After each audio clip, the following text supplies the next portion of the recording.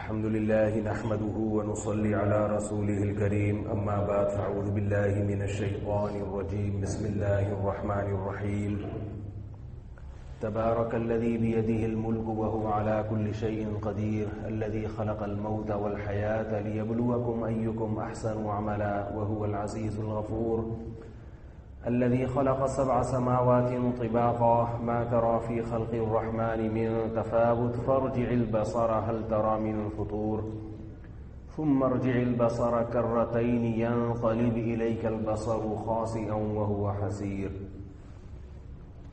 آج اصولی طور پر بیان تو نہیں ہونا چاہیے تھا کیونکہ کراچی اجتماع ہو رہا ہے, آدھا کراچی وہاں پہنچا ہوا ہے اور ہمیں بھی وہیں ہونا چاہیے تھا اس وقت,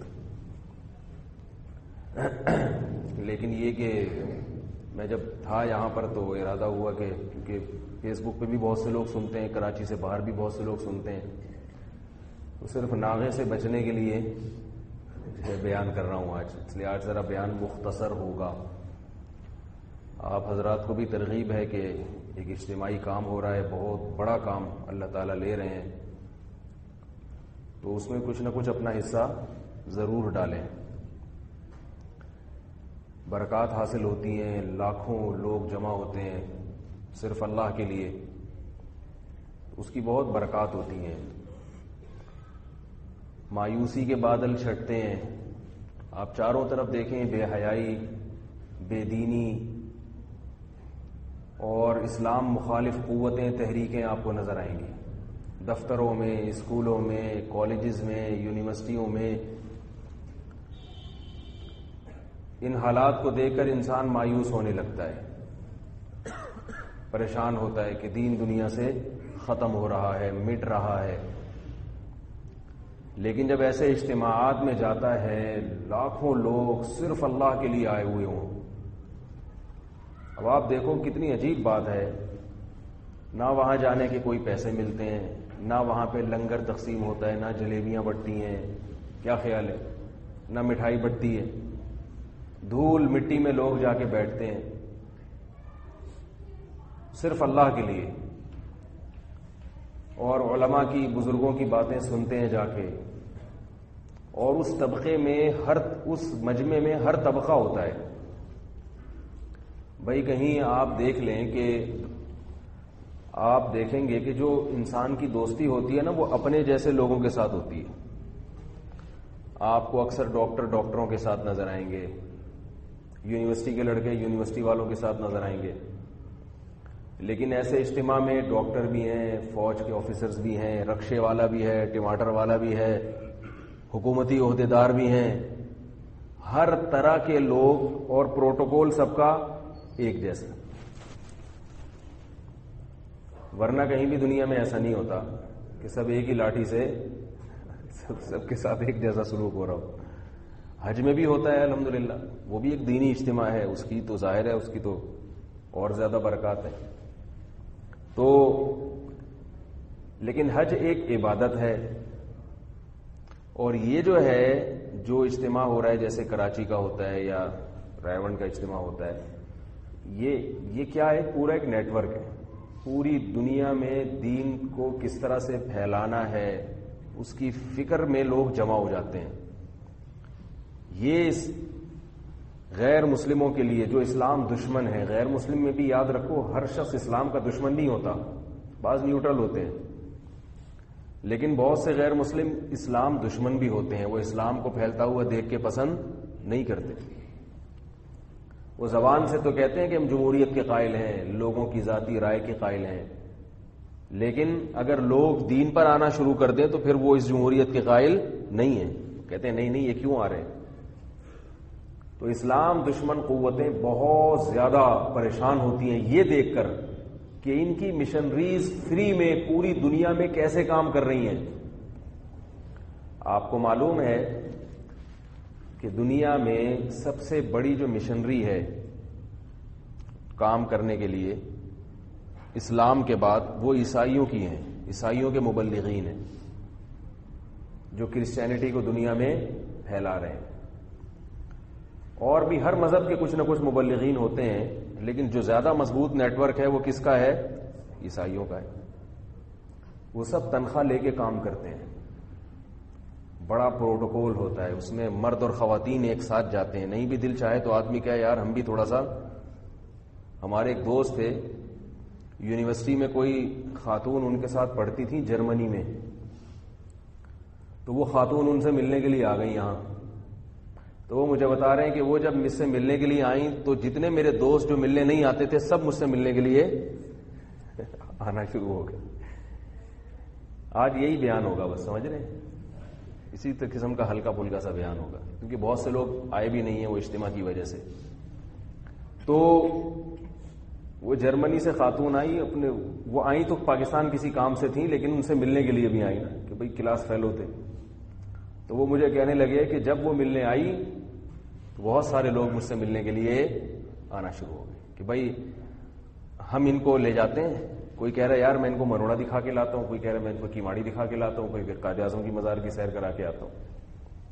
تو ان کی جو مشنریز ہیں اس میں کیا ہوتا ہے، ان کے جو مبلغین ہیں، خواتین بھی ہوتی ہیں، مرد بھی ساتھ ہوتے ہیں، مس گیدرنگ ہوتی ہے، پھر وہ تبلیغ کے لیے جاتے ہیں، پیسے بھی ملتے ہیں، اس کے فنڈ ملتا ہے باقاعدہ. جبکہ مسلمانوں کی جو تبلیغ ہے آپ اس میں دیکھ لو، اسلام زندہ کیوں ہے؟ ایسے ہی تھوڑی زندہ ہے. پہلی بات تو یہ آپ سے عرض کروں کہ اس وقت اگر کوئی مذہب حقیقی معنوں میں زندہ ہے تو وہ صرف اسلام ہے، باقی مذاہب زندہ ہی نہیں ہیں. بہت کم ان کی تعلیمات رہ گئی ہیں، ان کے فالوورز بہت کم، اور وہ جو تھوڑے سے فالوورز ہیں وہ بھی اپنے مذہب کی پوری تعلیمات کو فالو نہیں کرتے. آپ دیکھو ہمارے ہاں جب اسلام کے 5 ارکان ہیں نا، ایک نماز ہے. اسلام کے 5 ارکان میں کلمہ توحید کے بعد پہلا رکن کیا ہے؟ نماز. کتنی مشکل عبادت ہے یہ. غیر مسلموں کے ہاں ہفتے میں 1 دن عبادت ہوتی ہے، چرچ چلے جاؤ. یہودی بھی ہفتے میں 1 آدھ دن، جو یوم السبت کو، سیٹرڈے کو عبادت کرتے ہیں، عیسائی اتوار کو کرتے ہیں. 5 ٹائم چرچ اگر جانا لازمی کر دیا جائے عیسائیوں پر تو کوئی جائے گا؟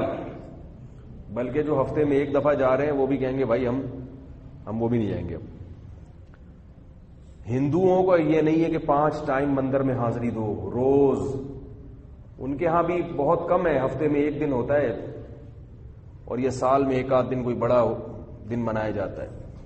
باقی انہوں نے یہ اختیار دیا ہوا ہے کہ بھائی مندر آنے کے بجائے گھر میں بھی رکھ سکتے ہو بھگوان کو. بھگوان کے ساشے آپ گھر میں بھی رکھ سکتے ہیں. بڑا بھگوان مندر میں ملے گا آپ کو، بھگوان کی چھوٹی پیکنگ میں بھگوان آپ کو گھر میں رکھ لے گا. اسی کے سامنے صبح مٹھائی رکھ کے چلے جایا کرو. تو ایک تو 5 ٹائم عبادت کرنی نہیں ہے انہوں نے، بہت زیادہ دن میں 2 دفعہ کر لیں گے، بہت زیادہ ہو گئی. برما میں تھا تو روزانہ 2 ٹائم ان لوگوں کی اذان کی آواز آتی تھی مجھے. برما میں بدھسٹ ہے نا، تو وہاں تھائی لینڈ میں بھی ہے، کہیں کہیں اذان کی آواز آتی ہے. ان کی جو اذان ہے اس کو ہم اذان تو نہیں کہیں گے لیکن بہرحال مجازن کہہ سکتے ہیں. تو برما میں بھی 2 ٹائم اذان کی آواز آتی تھی. تو میں یہ کہتا تھا کہ یار یہ 2 ٹائم جو اذان ہے، کون ہے جو صبح صبح اٹھ کے اتنی ہمت کر رہا ہے؟ پھر اذان بھی ان کی ٹھیک ٹھاک لمبی، بہت لمبی اذان. میں نے کہا بڑی ہمت ہے. انہوں نے کہا ہمت نہیں ہے، ریکارڈنگ چلتی ہے، ٹیپ ریکارڈ ہے، لاؤڈ اسپیکر کے سامنے رکھ کے ان کا جو موزن ہے وہ پتلی گلی سے نکل جاتا ہے. تو کون اتنا لمبا پڑے وہ پھر ایک لفظ بھی سمجھ میں نہیں آ رہا ہوتا. ہماری اذان کیسی ہے؟ 5 ٹائم اذان ہوتی ہے. کتنی کم تنخواہیں مؤذنین کو ملتی ہیں. وہ بھی تنخواہ اس لیے ملتی ہے کہ تاکہ یہ اپنے بیوی بچوں کا پیٹ پال سکے، ورنہ وہ اجرت نہیں ہے، وہ کوئی ایسی تنخواہ نہیں ہے جس کو تنخواہ کہا ہے. ہمارے ہاں مؤذنین کی جو تنخواہ ہے گورنمنٹ کے جو ادنا سے ادنا ملازم کی تنخواہ سے بھی کم ہوتی ہے اس کی. اور وہ بیچارہ فجر میں اٹھ کے کیسی پابندی سے اذان دیتا ہے. اور اذان کے الفاظ کتنے خوبصورت ہیں، سب کی سمجھ میں آتے ہیں. عیسائی کیا بجاتے ہیں؟ گھنٹی بجاتے ہیں مندر بلانے کے لیے. یہودی گھنٹی بجاتے ہیں. ہندو بھی کچھ ایسے ہی کچھ پڑھتے ہیں، گھنٹی ونٹی بجاتے ہیں. بدھسٹ وہ ایسی اذان پڑھتے ہیں کہ ان لوگوں کی سمجھ میں بھی وہ جو ریکارڈنگ چلتی ہے نا وہ کسی کی سمجھ میں نہیں آتی کہ کیا بول رہے ہیں. پتہ نہیں کیا الفاظ ہیں، آوڑے گھوڑے جھاڑے گھوڑے، کچھ بھی لگا دو اس میں، فٹ کر دو سب فٹ ہو جائے گا. جب ہماری اذان کی آواز گونجتی ہے ان اذانوں میں اللہ اکبر اللہ اکبر، کیا مزہ آتا ہے. اللہ بہت بڑا ہے, سب کو سمجھ بھی, اس کا غیر مسلم بھی اس کا مطلب جانتے ہیں. آذان کی ابتدا کس سے ہوتی ہے؟ اللہ کے نام سے. ایک تو ہمارے رب نے اپنا نام ہمیں کتنا پیارا بتایا, اللہ. اس لفظ میں ایسی چاشنی ہے کہ اس نام کو لینے میں جو مزہ ہے وہ گاڈ کہنے میں, بھگوان کہنے میں, خدا کہنے میں یا کسی اور لفظ سے تعبیر کرنے میں وہ لذت نہیں ہے. اس سے بھی پتہ چلتا ہے کہ اللہ کا حقیقی نام کیا ہے, اللہ ہی ہے. ایسے جب محبت سے آدمی نام لینا اللہ, میں نے اپنے شیخ کو دیکھا ہے کہ ہر تھوڑی دیر کے بعد وہ کہتے تھے اللہ ایسے. تو ایک دن کسی نے پوچھا کہ حضرت آپ یہ جو ہر تھوڑی دیر کے بعد آپ زبان سے اللہ کہتے ہیں یہ کیوں کہتے ہیں یا جان کر کہتے ہیں, کیا ہے؟ تو انہوں نے بتایا کہ میرے لاشعوری طور پر یہ ادا ہوتا ہے زبان سے, اور کہا کہ مجھے ایک گھٹن سی محسوس ہوتی ہے جب میں یہ لفظ کہتا ہوں تو وہ گھٹن ختم ہو جاتی ہے لاشعوری طور پر. پھر ایک شعر پڑھا کرتے تھے, دم رکا سمجھو اگر دم بھر بھی یہ ساغر رکا, میرا دور زندگی ہے یہ جو دور جام ہے. اردو کی تو بیڑا غرق کر دیا آج کے, ہماری گورنمنٹ نے بیڑا غرق کیا اس کا, ہماری حکومت و حکمرانوں نے اردو کی طرف توجہ ہی نہیں ہے. لہذا وہ ادب وہ شاعری سب اب تو twinkle twinkle little star how wonder what you are once upon وہ کیا ہے بھائی, یہ چل رہا ہے آج کل شاعری میں. اتنی خوبصورت زبان تھی, زبان کی ایسی کی تیسی کر دی. دم رکا سمجھو اگر دم بھر بھی یہ ساغر رکا. شراب یعنی کہ اسے تعبیر کر رہا ہے شاعر کہ یہ جو چلتا ہے نا شراب پلانے والے, شرابیوں کو شراب سے عشق ہوتا ہے نا, تو اکثر جو اللہ کی محبت کو بھی اسی سے تشبیہ دی جاتی ہے تاکہ بات سمجھ میں آئے, ورنہ مقصد یہ نہیں ہوتا کہ وہ شراب سے تشبیہ کوئی شراب کی کوئی اہمیت بیان کی جا رہی ہے. تو یہ جو دور چلتا ہے نا شراب خانے میں, میں خانہ کہتے ہیں شراب خانے کو, میں خانے میں جو شراب کا دور چلتا ہے, تو شاعر کہہ رہا ہے دم رکا یعنی میرا دم رک جائے گا اسی وقت, سمجھو یعنی تم سمجھو کہ میرا دم رک گیا. دم بھر بھی یہ ساغر رکا. اگر یہ چکر 1 منٹ کے لیے بھی رک گیا اور شراب پلانے والے نے 1 منٹ کے لیے بھی بریک لگا دی تو اس کے رکنے سے میرا دم بھی کیا ہو جائے گا, رک جائے گا. میرا دور زندگی ہے یہ جو دور جام ہے. جام کے جو چکر ہے نا, جام شراب کو کہتے ہیں, شراب کے جو چکر ہے نا یہ میرے خون کے چکر ہیں. سمجھ میں آ رہی ہے بات؟ میری زندگی کے چکر اسی سے گھوم رہے ہیں کہ یہ شراب کے چکر چلتے رہیں. تو کیا مطلب تھا حضرت کا کہ یہ جو اللہ کی یاد کی اور اللہ کے نام کی شراب ہے, اللہ کے نام میں بھی تو شراب سے زیادہ مزہ ہے ان لوگوں کے لیے جن کو اللہ سے محبت ہوتی ہے.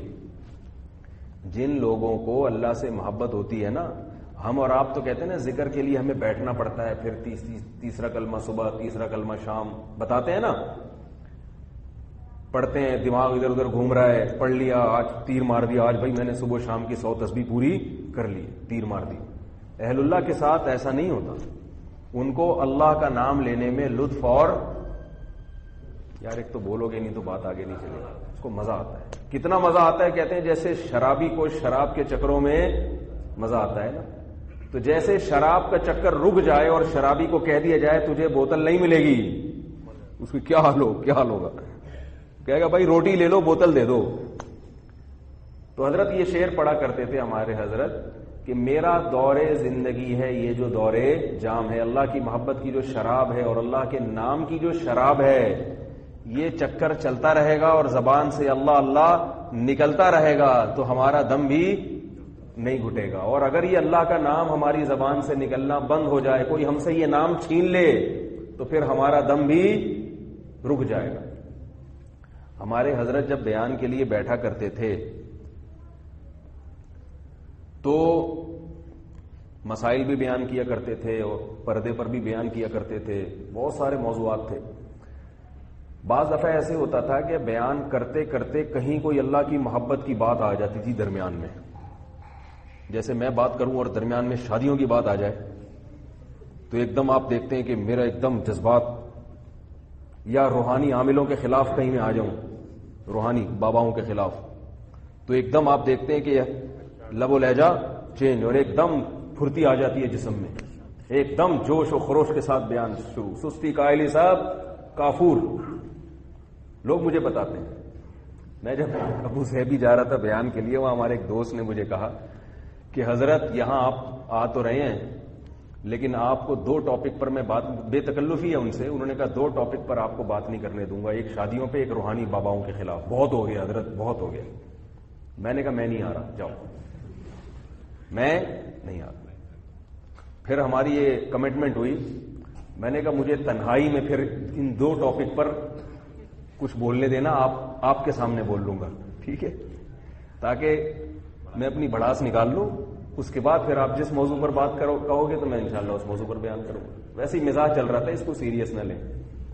تو جیسے میں، کیونکہ ظاہر ہے معاشرے میں خرابی ہے نا، ایک سننے کے لیے تیار نہیں ہے، معاشرہ تباہ ہو رہا ہے، ہمارا خاندانی نظام تباہ و بربادی کی، تباہی بربادی کی طرف جا رہا ہے، اس کی فکر ہی نہیں ہے. کیا فائدہ ہوگا ایسی تہجد کا، ایسے اشراق کا اور یہ صبح و شام تسبیحات کا، جب آپ کی بیٹیوں کے لیے رشتے ہی نہیں ہوں گے. اس کے نقصان کیا ہوگا؟ جب ان کے رشتے نہیں ہوں گے تو ان کو جاب بھی کرواؤ گے، گھر بٹھا کے سڑانے کے بجائے کیا کرو گے؟ بھیا کوئی کام کرو، جاؤ خود کماؤ. جب وہ خود کمائیں گی، دفتروں میں جائیں گی، تو جو شادیاں ہو رہی ہیں وہ بھی ختم ہو جائیں گی. انٹرٹینمنٹ کا ایک ذریعہ ملے گا لڑکوں کو، دفتروں میں دوستیاں لگیں گی، اور زنا پھیلے گا، اور زنا پھیلے گا. جو جتنی ہو رہی تھی وہ مزید کم ہوں گی. تو یہ ضرب ہوگا، ملٹی پلائی ہوں گی یہ سب برائیاں آپس میں، اور تباہی بربادی بہت جلد ہے. تو اس لیے میں اتنا جذباتی ہو جاتا ہوں اس پر. دوسرا، یہ روحانیوں کے خلاف اس لیے جذباتی ہوتا ہوں کہ انہوں نے بڑے بڑے علماء کو بیوقوف بنایا ہوا ہے. کس کو بیوقوف بنایا ہوا ہے؟ بڑے بڑے علماء. نام نہیں لوں گا ان بڑے علماء کے، لیکن یہ روحانی لوگ جو ہیں، دم درود کے جو پروفیشن، یعنی جن لوگوں کا ہے یہ کام، دم درود کے ہم بھی قائل ہیں، لیکن اب پھر وہی ٹاپک چینج ہو جائے گا، کہیں اور چلی جائے گی بات. تو بس ان کے چکروں میں نہیں پڑا کرو، اللہ کا واسطہ. یہ نہ بتایا کرو وہ حضرت اتنے بڑے دامت برکاتم سے انہوں نے اس سے علاج کرایا. وہ حضرت تو بہت دامت برکاتم ہے، مانتا ہوں میں، لیکن وہ جس سے علاج کرا رہے ہیں بھائی، وہ دامت برکاتم نہیں ہے، وہ حضرت کو بیوقوف بنا رہے ہیں. رہا یہ اتنے بڑے بزرگ ہو کے بیوقوف کیسے بن گئے؟ دیکھو جس کو جس فیلڈ میں مہارت نہیں ہوتی، دیکھو کوئی ڈاکٹر غلط علاج بھی تو کر سکتا ہے نا کسی بڑے بزرگ کا. اب آپ کہیں یہ بڑے بزرگ کیسے بیوقوف بن گئے؟ بھائی ان بزرگ کی فیلڈ ہی نہیں ہے یہ. تو وہ کوئی جعلی حکیم بھی ان کو اچھا حکیم بن کے پیش کر سکتا ہے، کوئی جعلی ڈاکٹر اچھا ڈاکٹر بن کے پیش کر سکتا ہے. عالم تو عالم کو پہچان سکتا ہے کہ یہ 1 نمبر ہے 2 نمبر. کسی روحانی علاج والے کو پہچاننا کہ یہ 1 نمبر ہے یہ 2 نمبر، یہ علماء کا کام نہیں ہے، یہ علماء کا شعبہ نہیں ہے. دیکھو جوش ہو رہا ہے نہیں ہو رہا؟ آہستہ آہستہ ہے بھائی. تو یہ انہوں نے بڑے گھر تباہ کیے، اس لیے میں ان کے خلاف جوش میں آتا ہوں. تو ہمارے حضرت رحمہ اللہ تعالی وہ جب مختلف موضوعات پر بیان کرتے تھے، جب بات آتی تھی اللہ کی محبت کی کہیں سے کسی بھی بیان کے درمیان، پھر جو حضرت شاعری شروع کرتے تھے اور حضرت کی کیفیات بنتی تھیں، پھر پورا بیان ایک طرف، پھر آخر تک بس شاعری ہی چلتی تھی. اور حضرت کے چہرے سے پتہ چلتا تھا کہ حضرت کو کیا لطف آ رہا ہے اور کتنا مزہ آ رہا ہے. جس چیز سے انسان کو محبت ہوتی ہے نا، اس کے تذکرے جب وہ کرتا ہے تو اس کے چہرے کے تاثرات بدل جاتے ہیں. انسان کے تاثرات ایک دم کان کھڑے ہو جائیں گے، ٹھیک ہے نا، سانس تیز ہو جائے گا، اس کی بات کرے گا تو مزہ آئے گا اس کو. تو ہمارے حضرت جب اللہ کی محبت کا ذکر شروع کر دیا تو بس ہمیں پتا تھا بیان کا رخ چینج. اور پھر فرماتے تھے کیا چھیڑ دیا مجھے، یعنی کیا موضوع چھیڑ دی، اتنا پھر مزہ آتا تھا. ایک مرتبہ حضرت یہ حدیث سنا رہے تھے. وہ حدیث کیا ہے؟ انما الاعمال بالنیات وانما لکل امرئ ما نوى. رسول اللہ صلی اللہ علیہ وسلم نے فرمایا اعمال کا مدار ہے نیت پر، اور ہر شخص کو وہی ملے گا جس کی وہ نیت کرے گا. اب دیکھو حدیث کی تشریح یہ والی کتابوں میں نہیں ملے گی آپ کو. یہ کہتے ہیں جس کا جو ذوق ہوتا ہے نا وہ اسی حساب سے تشریح کرتا ہے. آگے الفاظ کیا ہے؟ اعمال کا مدار نیت پر ہے، انسان کو وہی ملے گا جس کی وہ نیت کرے گا. آگے الفاظ ہیں فمن كانت هجرته الى الله ورسوله فهجرته الى الله ورسوله. پس جس شخص نے اللہ اور اس کے رسول کے لیے ہجرت کی تو اس کی ہجرت ہے اللہ کی طرف اور اس کے رسول کی طرف. ومن كانت هجرته لدنيا يصيبها او امرأة ينكحها، اور جس نے ہجرت کی دنیا حاصل کرنے کے لیے یا کسی عورت کو حاصل کرنے کے لیے. ایک صحابی نے ہجرت کی تھی، ایک عورت نے کہا ہجرت کرو گے تو آپ سے نکاح کروں گی میں، تو انہوں نے ہجرت کر لی. تو آپ صلی اللہ علیہ وسلم نے فرمایا جس نے دنیا کے لیے ہجرت کی یا کسی عورت کو حاصل کرنے کے لیے فہجرتہ الی ما ہاجر الیہ، تو اس کی ہجرت اسی طرف جس طرف اس نے کی ہجرت. اب دیکھو کیسی زبردست بات ہے. حضرت ہمارے بیان میں ایک دم جوش میں آئے، فرمانے لگے کہ دیکھو جب اللہ اور اس کے رسول کا تذکرہ آیا کہ جس نے ہجرت کی اللہ اور اس کے رسول کی طرف، تو اس کی ہجرت اللہ اور اس کے رسول کی طرف. اس نام کو دوبارہ دہرایا گیا ہے حدیث میں. اور فرمائے جس نے ہجرت کی دنیا یا عورت کی طرف، تو جواب کیا ہونا چاہیے کہ اس کی ہجرت ہوئی دنیا یا عورت کی طرف، لیکن اس کا نام آپ صلی اللہ علیہ وسلم نے دوبارہ نہیں لیا. فرمایا اس کی ہجرت اسی طرف جس طرف اس نے کی. کیوں نام لے بھائی بار بار ایسی گندی چیز کا؟ عورت گندی چیز نہیں ہے، لیکن اگر دنیا کی خاطر ہو، عبادت کی جائے عورت کے حصول کے لیے، تو پھر وہ دنیا ہے. پھر وہ کیا ہے؟ دنیا ہے. وہ پھر اللہ اس کے رسول کی رضا نہیں ہے، پھر وہ نفس پرستی ہوئی، شہوت پرستی ہوئی. تو اب آپ صلی اللہ علیہ وسلم نے اس کا دوبارہ تکرار نہیں کیا. تو ہمارے حضرت فرمایا کرتے تھے دیکھو جس چیز سے انسان کو محبت ہوتی ہے اس کا نام لینے میں انسان کو مزہ آتا ہے. جس سے محبت نہیں ہوتی نام نہیں لیتا، بس ضرورت کے وقت نام لیا، باقی اسی طرف اشارہ کر دیتا ہے بھائی وہی. تو پھر حضرت اس حدیث کو ایسے مزے لے لے کے پڑھا کرتے تھے. فرمایا جس نے ہجرت کی اللہ اور اس کے رسول کی طرف، اس نے ہجرت کی اللہ اور اس کے رسول ہی کی طرف. آپ صلی اللہ علیہ وسلم بھی اللہ کا نام اپنی زبان سے دہرا رہے ہیں اور اللہ کے رسول کا نام بھی دہرا رہے ہیں. جس نے ہجرت کی دنیا کی طرف، عورت کی طرف، جدھر کی بس ادھر ہی. ہم دوبارہ اس کا نام زبان سے کیوں لیں بھائی؟ بار بار دنیا کا تذکرہ کیوں کریں؟ تو جس سے محبت ہوتی ہے نا، اگر محبت ہوگی تو یہ بات بھی سمجھ میں آئے گی کہ اللہ کا نام لینے میں مزہ آتا ہے. تو کیا بات چل رہی تھی؟ ہاں، تو میں وہ بتا رہا تھا کہ ہمارے حضرت کی یہ عادت تھی کہ وہ ہر تھوڑی دیر کے بعد کیا کرتے تھے؟ اللہ کا لفظ زبان سے نکلتا تھا. یہ بات کہاں سے آئی؟ اذان کی بات میں کر رہا تھا. تو دیکھو اللہ کا نام جو ہے نا وہ بھی بڑا مزیدار اللہ نے رکھا ہوا ہے. اللہ کا جو نام ہے نا وہ خود نام بڑا مزے کا ہے. اگر ہم بھگوان کہتے اللہ کو وہ مزہ نہیں آتا، گاڈ کہتے وہ مزہ نہیں آتا، خدا کہتے وہ مزہ نہیں. جب اللہ کا لفظ ہوتا ہے نا، اللہ، اس لفظ میں بڑی چاشنی ہے، بڑی مٹھاس ہے. اور عجیب خوبصورت بات یہ کہ اللہ، لفظ اللہ کا جو رسم الخط ہے، یعنی جس طرح سے لفظ اللہ لکھا جاتا ہے وہ بھی بڑا خوبصورت لکھا جاتا ہے. دیکھو آپ انگلش میں گاڈ لکھو GOD، دیکھنے میں اتنا خوبصورت، ابے بھائی بول لیا کرو یار اللہ کا واسطہ، دیکھنے میں اتنا خوبصورت لگے گا. آپ بھگوان لکھو، بھے گاف زبر بھگ، واو علی زبر وان، نون ساکن، بھگوان، مزہ آئے گا؟ پڑھنے میں بھی مزہ نہیں آئے گا اور دیکھنے میں بھی مزہ نہیں آئے گا. خدا لکھو، پڑھنے میں گاڈ اور بھگوان سے تو پھر بھی بہتر لگے گا، لیکن اتنا مزہ نہیں آئے گا جتنا ابھی آنے والا ہے. اور لفظ اللہ جب لکھا جاتا ہے ایسے کر کے، ایسے ڈنڈیوں کے ساتھ اور یوں کر کے اوپر تشدید ڈالی جاتی ہے، کھڑا زور ڈالا جاتا ہے، کتنا خوبصورت ایسے لگتا ہے دو مینار ہیں. وہ دیکھنے میں بڑا خوبصورت ہے. تو یہ بھی اس سے صاف پتہ چلتا ہے کہ یہ کسی انسان نے نہیں رکھا. انسان رکھتا تو بھگوان رکھ دیتا، گاڈ رکھ دیتا، خدا رکھ دیتا. یہ کس کا رکھا ہوا نام ہے؟ خود رب العزت نے اپنے لیے اس کو منتخب کیا ہے. اس سے زیادہ خوبصورت اللہ کا نام ہو ہی نہیں سکتا تھا. اور اس کا مطلب بھی بڑا خوبصورت ہے. اس کا جو مفہوم ہے وہ بھی اللہ کے بارے میں جو راج قول ہے الہ سے نکلا ہے. الہ دی، یعنی الہ کہتے ہیں معبود کو جو عبادت کے لائق ہوتا ہے. ال کا مطلب خاص، خاص وہ ذات جو صرف عبادت کے لائق ہے. تو کیا بات چل رہی تھی بھائی؟ وہ بات کہاں سے شروع کی تھی یار؟ ہاں، وہ برما کی میں مثال دے رہا تھا کہ وہاں اذان ہوتی ہے وغیرہ وغیرہ وغیرہ، کیونکہ دوبارہ بھی کبھی سفر ہو سکتا ہے، وہ ایسا نہ ہو پابندی لگاتے ہیں نکل بھائی یہاں سے ہے بھائی وہ یہی بیان کو بنیاد بنائے، تم نے کیا بولا ہے بھائی وہی بولا ہے جو ہو رہا ہے، آپ بتا دو مجھے اس کا مطلب.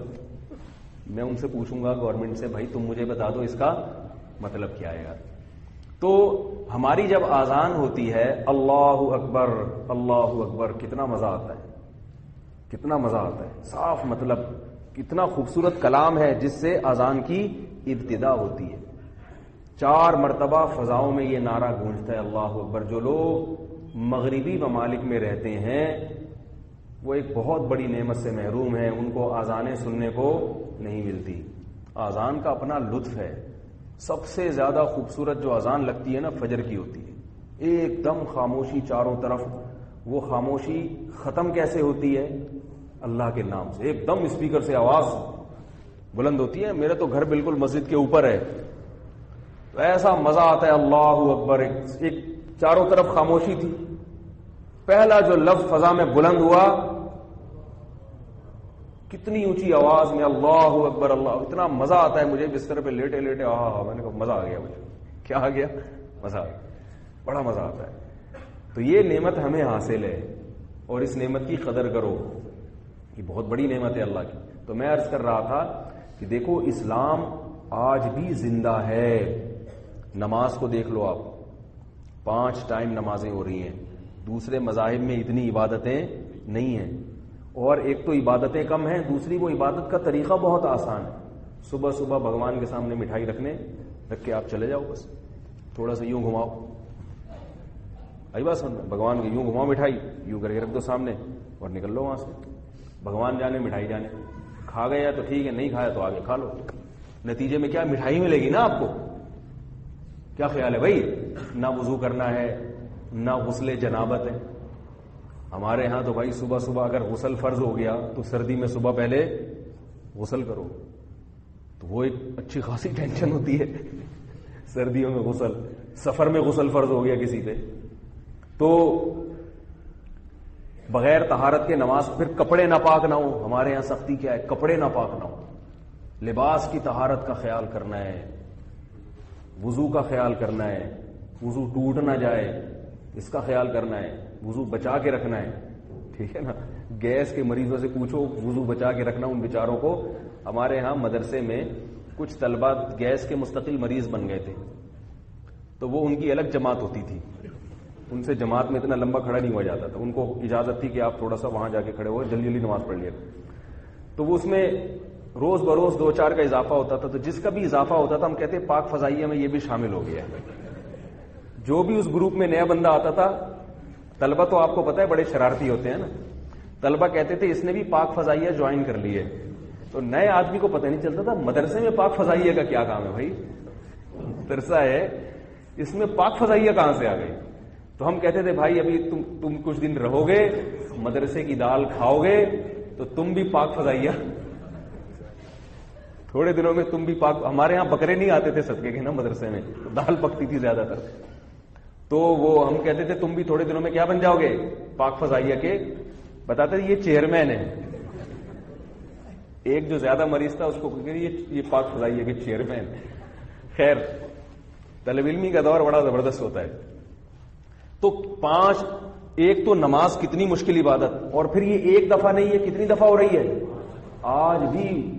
ٹھیک ہے مسلمانوں میں اکثریت بے نمازی ہے، لیکن جو نماز پڑھنے والے ہیں ان کے دوسرے مذاہب سے اگر کمپیئر کیا جائے تو ان کا ریشو بہت زیادہ ہے. ہندو اتنی عبادت نہیں کرتے اپنے رب کی، عیسائی نہیں کرتے، یہودی نہیں کرتے جتنے مسلمان اپنے رب کی دن میں 5 ٹائم عبادت کرتے ہیں. آج بھی مسجدوں میں الحمدللہ، مسجدیں میں یہ نہیں کہہ رہا کہ بھری بھی ہوتی ہیں لیکن خالی بھی نہیں ہوتی. آپ ہمارے ہاں فجر میں آ کے دیکھیں ماشاءاللہ یہ کتنی بڑی بڑی صفیں ہیں، 3-4 صفیں روزانہ الحمدللہ موجود ہوتی ہے فجر کی نماز، اتنی سردی میں. تو بڑی بات ہے یہ. اور یہ تو نماز ہو گئی. پھر مشکل کتنی ہے نماز پڑھنا. پھر دوسری عبادت کیا ہے؟ زکوٰۃ. زکاتیں کتنی نکلتی ہیں دھڑا دھڑ. پیسہ کتنا نکلتا ہے مسلمانوں کا. دنیا میں کسی مذہب میں جو اگر آپ ریشو دیکھیں گے تو مسلمان صرف زکوٰۃ کے نام پہ جتنا پیسہ نکالتا ہے نا، غریبوں کے لیے صدقہ کرتا ہے، صرف زکوٰۃ ہی کو اگر دیکھ لیا جائے تو غیر مسلموں میں کسی قوم میں صدقات و خیرات کا اتنا ریشو من حیث القوم نہیں ہے، کسی قوم میں نہیں ہے۔ پھر زکوٰۃ کے علاوہ جو چیزیں ہیں، صدقہ فطر ہے، فری کے غریبیاں جو چل رہی ہیں، ابا بیمار ہے تو صدقہ کر دو، اماں بیمار ہے تو صدقہ کر دو، شادی نہیں ہو رہی صدقہ کر دو، ہوئی بیوی بھاگ گئی صدقہ کرو، بچے نہیں ہو رہے صدقہ کرو، بچے ہو گئے بیمار ہو گئے صدقہ کرو۔ بات بات پہ صدقہ کرنا بھی چاہیے، صدقہ بلاؤں کو ٹالتا ہے۔ بکرے نہ دو صدقے کیا کرو، یاد رکھو۔ ایک یہ بھی ٹاپک ہے جس میں ذرا جذباتی ہو جاتا ہوں، صدقات و خیرات۔ پھر بقرعید پہ سب سے مہنگا تہوار مسلمانوں کا ہے بقرعید، پتہ ہے آپ کو؟ اتنا خرچہ کسی تہوار میں نہیں ہوتا، اور جن تہواروں میں اتنا خرچہ ہوتا بھی ہے اس میں غربا کا اتنا فائدہ نہیں ہوتا، اس میں زیادہ تر فائدہ ہوتا ہے بزنس میں، جو کاروباری لوگ ہوتے ہیں نا ان کے کیک تقسیم بٹتے ہیں، بیکری والوں کا فائدہ ہوتا ہے، کروڑ پتی لوگ اور کروڑ پتی ہو جاتے ہیں، غریبوں کا فائدہ نہیں ہوتا۔ زیادہ سے زیادہ یہ ہوگا کرسمس پہ غریب کو کیک مل جائے گا، کیا کرے گا وہ کیک کا؟ ہماری بقرعید جو ہے اس پہ جو مالداروں پہ قربانی واجب ہے، اور وہ گوشت کہاں جاتا ہے؟ اتنا گوشت غریبوں کو ملتا ہے، اتنا گوشت ملتا ہے کہ حد نہیں ہے جس کی کوئی۔ تو ایک ایک چیز کو اگر آپ دیکھیں، حج دیکھ لیں، حج دیکھ لیں آپ، کتنا بڑا اجتماع ہوتا ہے۔ حج تو یہودیوں میں بھی تھا، عیسائیوں میں بھی تھا، مگر ان کے حج کا کوئی پتہ چلتا ہے کب آیا کب گیا؟ پتہ ہی نہیں چلتا۔ اتنا بڑا اجتماع، اور کتنا سخت مجاہدہ ہوتا ہے اس میں، کیسے لاکھوں لاکھوں روپے خرچ کر کے لوگ جاتے ہیں۔ دنیا میں کسی مذہب میں ایسی عبادت اتنے بڑے پیمانے پر نہیں ہوتی۔ رمضان دیکھ لو، ایک دن کا روزہ نہیں ہے، 2 دن کے نہیں ہے، گرمی ہو سردی ہو، بعض دفعہ شدید، ابھی آج کل جو رمضان جن موسم میں آ رہا ہے وہ تو شدید گرمی کے ہیں۔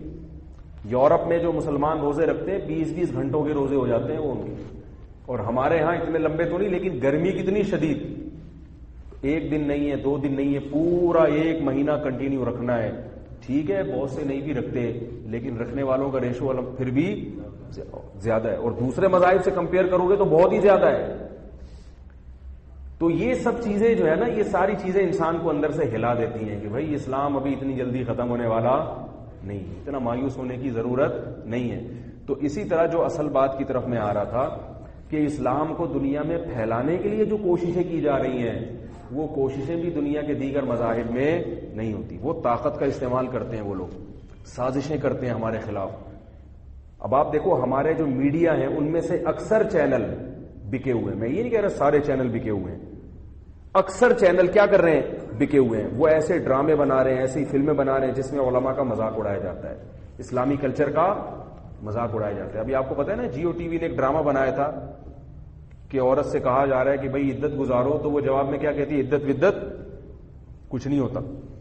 اس کے کلپ آئے میرے پاس، ڈرامہ بنایا، اس میں ڈرامے میں ایک عورت دوسری عورت سے کہہ رہی ہے کہ تمہیں طلاق ہوئی ہے تو عدت کے بعد تم کہیں اور شادی کرو گی، تو وہ جواب میں کیا کہتی ہے؟ یہ عدت ودت کچھ نہیں ہوتی، میں گھر میں باؤنڈ نہیں ہو سکتی۔ تو یہ کس کا مذاق ہے؟ اسلام نے کہا نا، قرآن نے کہا کہ عورت پر عدت لازم ہے، اور وہ اس کے دوران گھر سے باہر نہیں نکل سکتی۔ شوہر مر جائے تو 4 مہینے 10 دن اس کو گھر میں باؤنڈ ہونا پڑے گا، اور اگر طلاق ہو جائے تو 3 مینسز جب تک آ کے ختم نہیں ہوتے اس کو گھر میں باؤنڈ۔ بولو بھائی یہ اللہ کا حکم ہے؟ تو ڈراموں میں مذاق بھی اڑایا جا رہا ہے، پھر علماء کا مذاق اڑایا جا رہا ہے، اسلام کی تعلیمات کے بالکل برخلاف تعلیمات۔ فیملی پلاننگ اسلام کی تعلیم کے 100% اگینسٹ ہے۔ اسلام گروتھ ریشو چاہتا ہے کہ بڑھاؤ، اور فیملی پلاننگ والے کیا کہتے ہیں؟ گھٹاؤ۔ تو بات کس کی چل رہی ہے؟ ان کی چل رہی ہے، علماء کی تھوڑی چل رہی ہے۔ علماء کی بات تو بہت کم کانوں تک پہنچتی ہے، جن تک پہنچتی ہے وہ سارے متفق ہی نہیں ہوتے، خود علماء کا مذاق اڑانا شروع کر دیتے ہیں۔ اتنی مضبوط ان کی اس لحاظ سے دعوت ہے کہ میڈیا ان کے پاس، پاور ان کے پاس، طاقت ان کے پاس، پیسہ ان کے پاس، اور ان چیزوں پر ان کو پیسہ ملتا ہے۔ اگر وہ آپ کی باتیں شروع کر دیں تو پھر یہ پیسہ وہاں سے بند ہو جائے گا، جو اس قسم کے چینل اس قسم کی باتیں پھیلا رہے ہیں۔ تو ان کے پاس پاور ہے، ان کے پاس طاقت ہے، ان کے پاس عزت ہے، ان کے پاس شہرت ہے، ساری چیزیں ملا کر ایڑی چوٹی کا زور لگا رہے ہیں وہ، اور اس طرف کیا ہے؟ نہ پیسہ ہے، نہ ان جیسی شہرت ہے، اس طرف صرف کیا ہے؟ اخلاص. تو وہ اخلاص دیکھنا ہو تو جا کے اجتماع میں دیکھ لو، کوئی بکاوا نہیں ہے. بکنے والے لوگ ایسے تھوڑی ہوتے ہیں مٹیوں میں بیٹھ کر.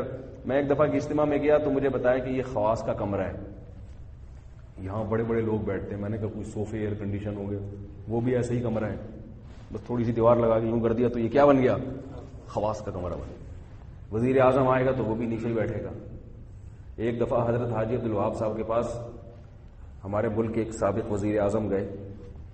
انہوں نے جا کے بہت بڑی رقم دی، بہت بڑی رقم. ہمارے حکمرانوں میں یاد رکھو جہاں بہت ساری برائیاں ہیں تو کچھ خیر کے کام بھی یہ کرتے ہیں. ایسا نہیں ہے کہ ہر وقت ان کو برائی کہتے رہا کرو، ان کی اچھائیوں کو.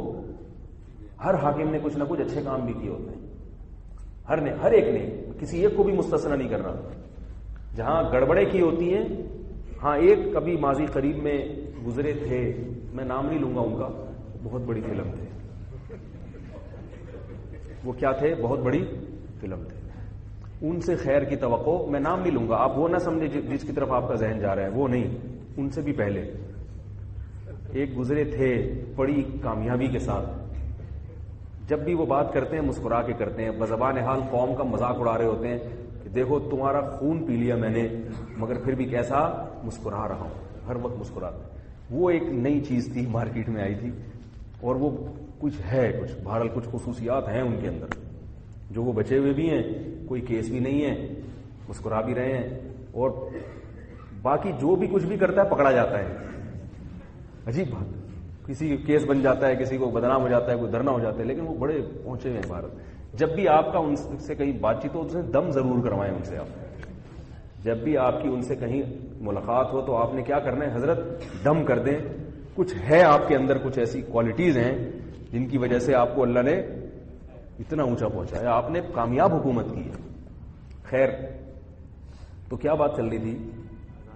ہاں، میں یہ عرض کر رہا تھا کہ وہ ایک وزیر اعظم نے جا کے ایک بہت بڑی رقم پیش کی ان کو، حضرت حاجی عبدالوہاب صاحب، ریون میں جا کے، کہ یہ آپ کے کام کے لیے. کوئی بھی انہوں نے فرمایا کہ ہمیں رقم نہیں چاہیے، ہمیں کیا چاہیے؟ وقت چاہیے. آپ یہ رقم اپنے پاس رکھیں. ہمیں بندہ چاہیے کہ بندہ سدھر جائے. پیسے تو کہتے ہیں نا پنجابی میں آن جان والی چیز ہے. پیسے کیا ہے؟ بندہ ٹھیک ہو جائے. واپس کر دی رقم انہوں نے. اس نے بہت اصرار کیا کہ یہ لے لیں، یہ لے لیں، یہ لے لیں. پھر وہ انہوں نے آخر میں کہا کہ حضرت اتنی بڑی رقم آپ کو کوئی بھی نہیں دے گا، جتنی بڑی رقم آپ کو میں دے رہا ہوں اتنا چندہ کوئی کسی مولوی کو نہیں دیتا. حضرت حاجی صاحب نے کہا کہ اتنی بڑی رقم کو ٹھکرانے والا بھی تمہیں کوئی نہیں ملے گا. بات آ رہی ہے سمجھ میں؟ اتنی بڑی رقم کو ٹھکرانے والا بھی تمہیں کوئی نہیں ملے گا. کیا غیرت ہے، کیا استغنا ہے. کہ مجھے اس موقع پر وہ ایک واقعہ یاد آتا ہے کہ ابوالکلام آزاد کے بارے میں کسی نے کہا کہ وہ مولانا اشرف علی تھانوی سے کہا کہ وہ آپ سے ملنا چاہتے ہیں. وہ بڑے فصیح و بلیغ تھے. ابوالکلام نام بھی ان کا، کلام کا باپ. ابوالکلام کا مطلب کلام کا باپ. ان کی تحریر میں بڑی جان تھی. حضرت مولانا اشرف علی تھانوی رحمہ اللہ کا موقف یہ تھا کہ پاکستان بننا چاہیے. مولانا ابوالکلام آزاد کا موقف یہ تھا کہ پاکستان نہیں بننا چاہیے. اب دونوں طرف عوام تھی اور ان حضرات میں مناظرے ہوتے تھے. تو کسی نے کہا کہ مولانا ابوالکلام آزاد آپ سے ملنا چاہتے ہیں، اور موضوع کیا تھا کہ بھئی میں ان کو قائل کروں گا مولانا تھانوی کو کہ پاکستان نہیں بننا چاہیے، جبکہ حضرت مولانا اشرف علی تھانوی کی رائے کیا تھی؟ بننا چاہیے. تو کسی نے کہا کہ حضرت ابوالکلام آنا چاہتا ہے آپ کے پاس. انہوں نے کہا آنے دو، یہاں جد الکلام کو پائے گا. یعنی جد کہتے ہیں دادا کو. ایک ان کا اسٹائل تھا. کہا کہ آنے دو، اگر وہ ابوالکلام ہے تو ہم، وہ اگر کلام کا باپ ہے تو ہم کیا ہیں؟ کلام کے دادا ہیں. ٹھیک ہے، آ جاؤ، بات کریں گے، ڈیبیٹ کریں گے بیٹھ کے. تو یہی بات ہے کہ انہوں نے کہا کہ حضرت اتنی بڑی رقم دینے والا آپ کو کوئی نہیں ملے گا. تو انہوں نے کہا اتنی بڑی رقم ٹھکرانے والا بھی کوئی نہیں ملے گا. چلو شاباش، نکلو یہاں سے. تعلیم میں بیٹھنا ہے تو بیٹھو، ورنہ پتلی گلی سے نکلو. تو اتنے اخلاص کے ساتھ کام ہو رہا ہے. اس سے کیا ہوتا ہے؟ انسان کا ایمان تازہ ہوتا ہے کہ الحمدللہ اسلام کے لیے قربانیاں دینے والے بھی ابھی یہ جو میڈیا اور ڈرامے اور فلمیں آپ کی آنکھوں کو اندھا کر دیتے ہیں نا کہ یار اسلام ختم ہو رہا ہے، اصل تو یہ پھیل رہی ہے بے حیائی، تو آپ کو پتہ چلے گا کہ نہیں بھائی ابھی اتنی جلدی اسلام ختم ہونے والا نہیں ہے. وہاں بڑے بڑے لوگ آپ کو نظر آئیں گے، ڈاکٹر بھی، انجینئر بھی، بریگیڈیئر بھی، کرنل بھی، لیفٹیننٹ کرنل جیسے لوگ بھی پہنچے ہوئے ہوتے ہیں. سب ایسے آرام سے جا کے ضیاء الحق اپنے دور میں پابندی کے ساتھ جایا کرتے تھے اور ایسے جا کے مٹی میں بیٹھ جاتے. تو پوری دنیا میں کام ہو رہا ہے. تو ان اجتماعات میں شرکت کرنی چاہیے. اس کا فائدہ کیا ہوتا ہے کہ انسان اسلام کے ایک جو ہے نا ایک شان نظر آتی ہے ان چیزوں میں. تو بات تو میں نے آج یہی کرنی تھی، مختصر بیان کرنا تھا، جو کرنا تھا وہ تو رہ گیا. مسائل کا جواب دے دیتے ہیں.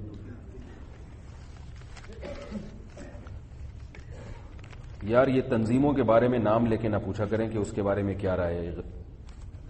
کسی حدیث کے صحیح یا ضعیف ہونے پر کسی محدث کا قول قبول کرنا اور کسی راوی کے ثقہ یا کذب ہونے پر ائمہ جرح و تعدیل کے اقوال قبول کرنا بھی تقلید کہلائے گا. جی ہاں بالکل تقلید کہلائے گا. بعض لوگ یہ کہتے ہیں کہ کسی فقیہ کے قول کو لے لینا تو تقلید ہے، یہ تو ناجائز ہے. جیسے آپ نے امام حنیفہ کے قول کو لے لیا جبکہ آپ کو اس کی دلیل معلوم نہیں ہے، یہ تو تقلید ہے، یہ ناجائز ہے. لیکن کسی محدث نے کہہ دیا کہ یہ حدیث صحیح ہے، اس کو لے لینا یہ تقلید نہیں ہے. تو کیوں نہیں ہے بھائی؟ ایک ہی چیز ہے، ایک ہی بات ہے.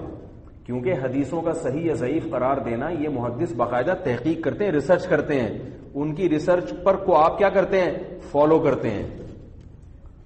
اس اعتماد پر فالو کرتے ہیں کہ بھئی ان کا علم ہم سے زیادہ تھا. آپ نے جگہ جگہ دیکھو نا صححہ الالبانی، ناصر الالبانی اس حدیث کو صحیح کہا. تو یہ کیوں لکھا ہوتا ہے؟ اس لیے کہ عوام کیا کرے گی؟ بھائی کہے گی بھائی انہوں نے صحیح کہا تو صحیح ہوگا. اگر آپ یہ کہتے ہیں نہیں عوام خود سے تحقیق کرے گی تو پھر یہ لکھنے کی ضرورت کیا ہے؟ صححہ الالبانی، البانی نے صحیح کہا. آپ کہو کہ آپ تحقیق کر لو گے صحیح ہے، یا ہر حدیث کے آخر میں کیا لکھو؟ امام ترمذی نے جتنی حدیثوں کے آخر میں لکھا ہے کہ صحیح ہے، ضعیف ہے، حسن ہے، تو ان کو نہیں لکھنا چاہیے تھا. ان کو یہ کہنا چاہیے تھا خود تحقیق کر لو، یہ راوی آپ کے سامنے آ گئے ہیں. تو ہر آدمی تقلید کر رہا ہے، حدیث کے باب میں بھی اور فقہ میں بھی سب تقلید کر رہے ہیں. لیکن کچھ لوگ مانتے ہیں کہ ہم کر رہے ہیں، کچھ مانتے ہیں کہ ہم نہیں کر رہے. کر سبھی رہے ہیں. ایک صاحب نے مجھے کہا کہ بغیر دلیل کے کسی عالم کا قول لے لینا یہ ان سے انسان جہنم میں جائے گا. تو میں نے کہا یار صبح ایک بندہ مجھ سے مسئلہ پوچھنے آیا تھا. اس نے کہا تھا کہ مولوی صاحب میں سفر پہ جا رہا ہوں، تو جو ہے میرا سفر کہاں سے، ٹول پلازا سے شروع ہوگا یا اس سے پہلے سے شروع ہوگا؟ کراچی سے. میں نے کہا ٹول پلازا کو جب چھوڑو گے وہاں سے باہر نکلو گے تو سفر شروع ہوگا تمہارا. کہ اچھا بڑی مہربانی، السلام، چلا گیا. تو میں نے کہا وہ کافر ہو گیا، وہ گمراہ ہو گیا. اس نے دلیل تو مجھ سے پوچھی نہیں. کیا خیال ہے؟ تو ایسے تو ہر مسلک کے علماء سے لوگ دن بھر سوالات کرتے ہیں، وہ ہر مسئلے کا دلیل سے جواب تھوڑی دیتے ہیں. بھائی اس کو اعتماد تھا مولوی صاحب کی تحقیق ہے کہہ رہے ہیں. اگر وہ مجھ سے دلیل پوچھتا تو میں سارے دلائل تو دے بھی نہیں سکتا تھا. میں زیادہ سے زیادہ دلیل یہ دیتا کہ بھائی کراچی جو شہر ہے تو شہر ختم کہاں ہو رہا ہے؟ تو مسافر آپ اس وقت بنو گے جب آپ شہر سے باہر نکل جاؤ گے. کیونکہ حدیث میں آتا ہے کہ نبی صلی اللہ علیہ وسلم جب وہاں سے باہر نکلتے تھے نا، مدینہ شہر سے باہر نکلتے تھے، تو وہ فوراً سوال ہوگا وہ حدیث کون سی ہے؟ کیا خیال ہے؟ تو اس بارے میں کہ حدیث میں آتا ہے یہ بھی تو مجھ پر اعتماد کرتا نا. کیا خیال ہے بھائی؟ اس کی وہ دلیل تھوڑی مانگتا کہ اب حدیث بتائیں. اگر میں حدیث کا نمبر دے دیتا اس کو، جیسے جناب ڈاکٹر ذاکر نائک صاحب نمبر دیتے ہیں، تو نمبر کے بعد لوگ جا کے دیکھتے ہیں ہر صفحے میں کہ یہ نمبر ہے بھی یا نہیں. یقین کر لیتے ہیں بھائی یہ بتا رہے ہیں تو نمبر، حالانکہ نمبر بتانے میں انسان سے غلطی ہو سکتی ہے، غلطی ہو سکتی ہے نمبر بتا. آج ایک فتویٰ تھا دارالفتاء میں نے اس کا نمبر بتایا کہ بھائی اس نام سے ایک فتویٰ جمع ہوا ہے، یہ میرے نام سے جمع ہوا ہے، مجھے دے دیں. تو وہ تلاش کرتے رہے، 1 گھنٹہ نہیں ملا. پھر پتہ چلا نمبر غلط ہے. وہ اندراج غلط نمبر سے ہوا یا مستفتی نے غلط نمبر بتایا. تو نمبروں میں غلطی ہو سکتی ہے، لیکن ہم اعتماد کرتے ہیں بھائی صحیح بتا رہا ہوگا. تو یہ پورا دین اسی پہ چل رہا ہے، سمجھ رہے ہو؟ ورنہ یہ عجیب سی چیز بن جائے گی. اگر آپ کہو گے نا ہر آدمی پر تحقیق لازم ہے، تو پھر وہ ایک مسئلہ بیان کرنے میں ٹھیک ٹھاک ٹائم لگے گا. وہ آئے گا بھائی کتنے کلومیٹر پہ سفر شروع ہوتا ہے؟ جی 78 کلومیٹر پہ. اس کی دلیل یہ کہ رسول اللہ صلی اللہ علیہ وسلم کی فلاں حدیث ہے، فلاں نمبر ہے، اس میں آتا ہے کہ 3 دن کا جب سفر کا ارادہ ہوتا تھا تو پھر آپ صلی اللہ علیہ وسلم قصر پڑھتے تھے. تو کہ وہ جو 3 دن ہے 78 کلومیٹر کہاں سے نکلے؟ تو بھائی وہ اصل میں علماء نے 3 دن کا سفر کر کے دیکھا تھا، اس کو ناپ کے دیکھا تو کتنے نکلے؟ 77 یا 78 اس کے قریب نکلے. تو بھائی وہ علماء نے جب سفر کیا تھا تو وہ گاڑی سے سفر کیا تھا، کس چیز سے کیا تھا؟ بھائی نبی نے چونکہ اونٹ سے سفر کیا تھا تو علماء نے بھی کس کا سفر کیا؟ اونٹ کا کیا. تو بھائی جب اونٹ کا کیا تو نبی کچھ وقت پیدل بھی تو چلے ہوں گے نا، یا کہیں سوئے بھی تو ہوں گے، آرام بھی تو کیا ہوگا. تو بھائی وہ جو علماء 3 دن کے لیے نکلے تھے، ہندوستان کے علماء نے یہ باقاعدہ کیا، تو اس میں رات کو سوئے بھی اور سفر بھی کیا. تو بھائی ہو سکتا ہے نبی کی اسپیڈ زیادہ ہو اور رفتار صحابہ کی زیادہ ہو.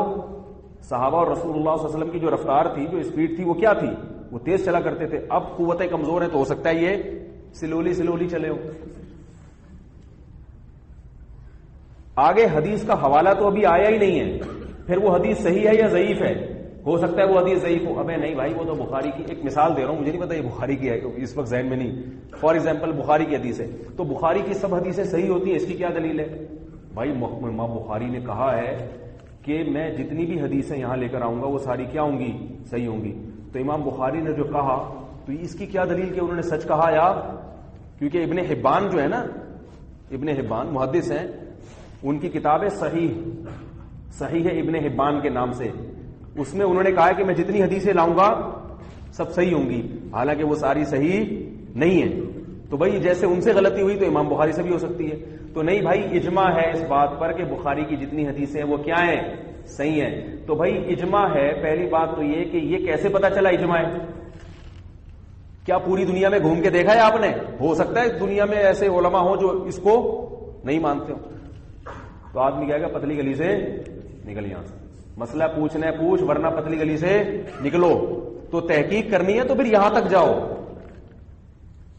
کیا خیال ہے؟ اور پھر اس کی بھی دلیل کہ یہ کوئی بخاری ہے بھی یا نہیں ہے. ہو سکتا ہے بھائی وہ کوئی سازش ہوئی ہو، تاتاریوں کی جو سازش ہوئی تھی، ہو سکتا ہے وہ اصل بخاری. بھائی شیعہ لوگ کہتے ہیں، سب شیعہ نہیں کہتے، بہت سارے شیعوں کا مذہب ہے جو اصل قرآن تھا وہ تو ختم ہو گیا، تو یہ تو وقتی طور پر ہم آلٹرنیٹ پڑھ رہے ہیں. تو یہی بات کوئی کر سکتا ہے. ہو سکتا ہے وہ بخاری کہیں ختم ہو گئی ہو، یہ والا یہ دوسرا نسخہ چھاپ دیا ہو، مارکیٹ میں پھیلا دیا ہو. کوئی آ سکتا ہے پروفیسر نیا جو یہ دعوے کر سکتا ہے. تو نتیجہ کیا نکلے گا بھائی؟ کہیں نہ کہیں آ کے اعتماد کرنا پڑے گا. تو شروع سے ہی کر لو کہ بھائی یہ صحیح کہہ رہے ہیں. ہاں سوال یہ پیدا ہوتا ہے پھر یہ کیسے پتا چلے گا کہ اس علماء میں غلط بھی تو ہوتے ہیں نا؟ پھر تو ہر آدمی جو کہے گا عوام کو ماننا پڑے گا. تو بھائی ہم یہ نہیں کہہ رہے کہ ہر آدمی کی تقلید کرو. ہم یہ کب کہہ رہے ہیں؟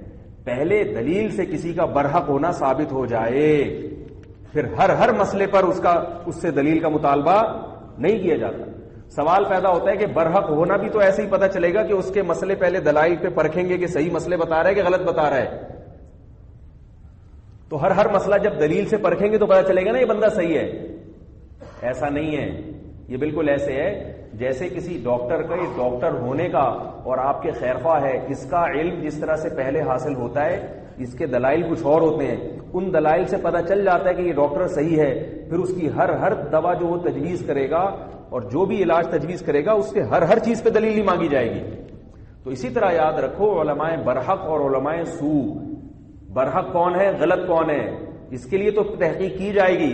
لیکن جب تحقیق سے ثابت ہو گیا کہ یہ برحق ہے، پھر اس سے ہر مسئلے پر دلیل نہیں پوچھی جائے گی. یہ فروعی مسائل کے معاملے میں بات کر رہا ہوں، عقائد میں نہیں. اسی طرح اجماعی مسائل میں نہیں. اجماعی مسائل میں اجماعی مسائل میں تقلید جائز نہیں ہے. اسی طرح عقیدے میں بھی تقلید جائز نہیں ہے. عقائد میں تقلید نہیں ہوتی. عقائد میں تو قرآن و سنت نے بہت واضح طور پر بیان کیا اس میں تقلید نہیں ہے کہ چونکہ میرے ابا کا یہ عقیدہ تھا لہذا میرا امام حنیفہ کا یہ عقیدہ تھا تو میرا بھی یہی ہے. نہ. اس میں تو سب کو قرآن کے ظاہر کو فالو کرنا ہے. سمجھ رہے؟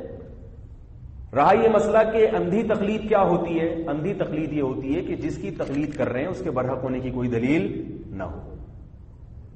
جیسے یہود و مشرکین مکہ کیا کرتے تھے کہ اللہ فرماتے ہیں اولو کان آباؤہم لا یعقلون شیئا ولا یہتدون. تمہارے باپ دادا خود سیدھے راستے پہ نہیں ہیں تو تم پھر بھی ان کی تقلید کر رہے ہو. تو یہ اندھی تقلید ہے.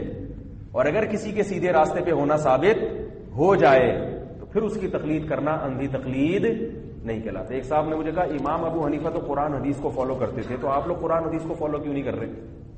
میں نے کہا اللہ کے بندے, جب امام حنیفہ کے بارے میں آپ مانتے ہو کہ قرآن حدیث کو فالو کرتے تھے, تو ان کو فالو کرنے والا قرآن و حدیث ہی کو فالو کرنے والا کہلائے.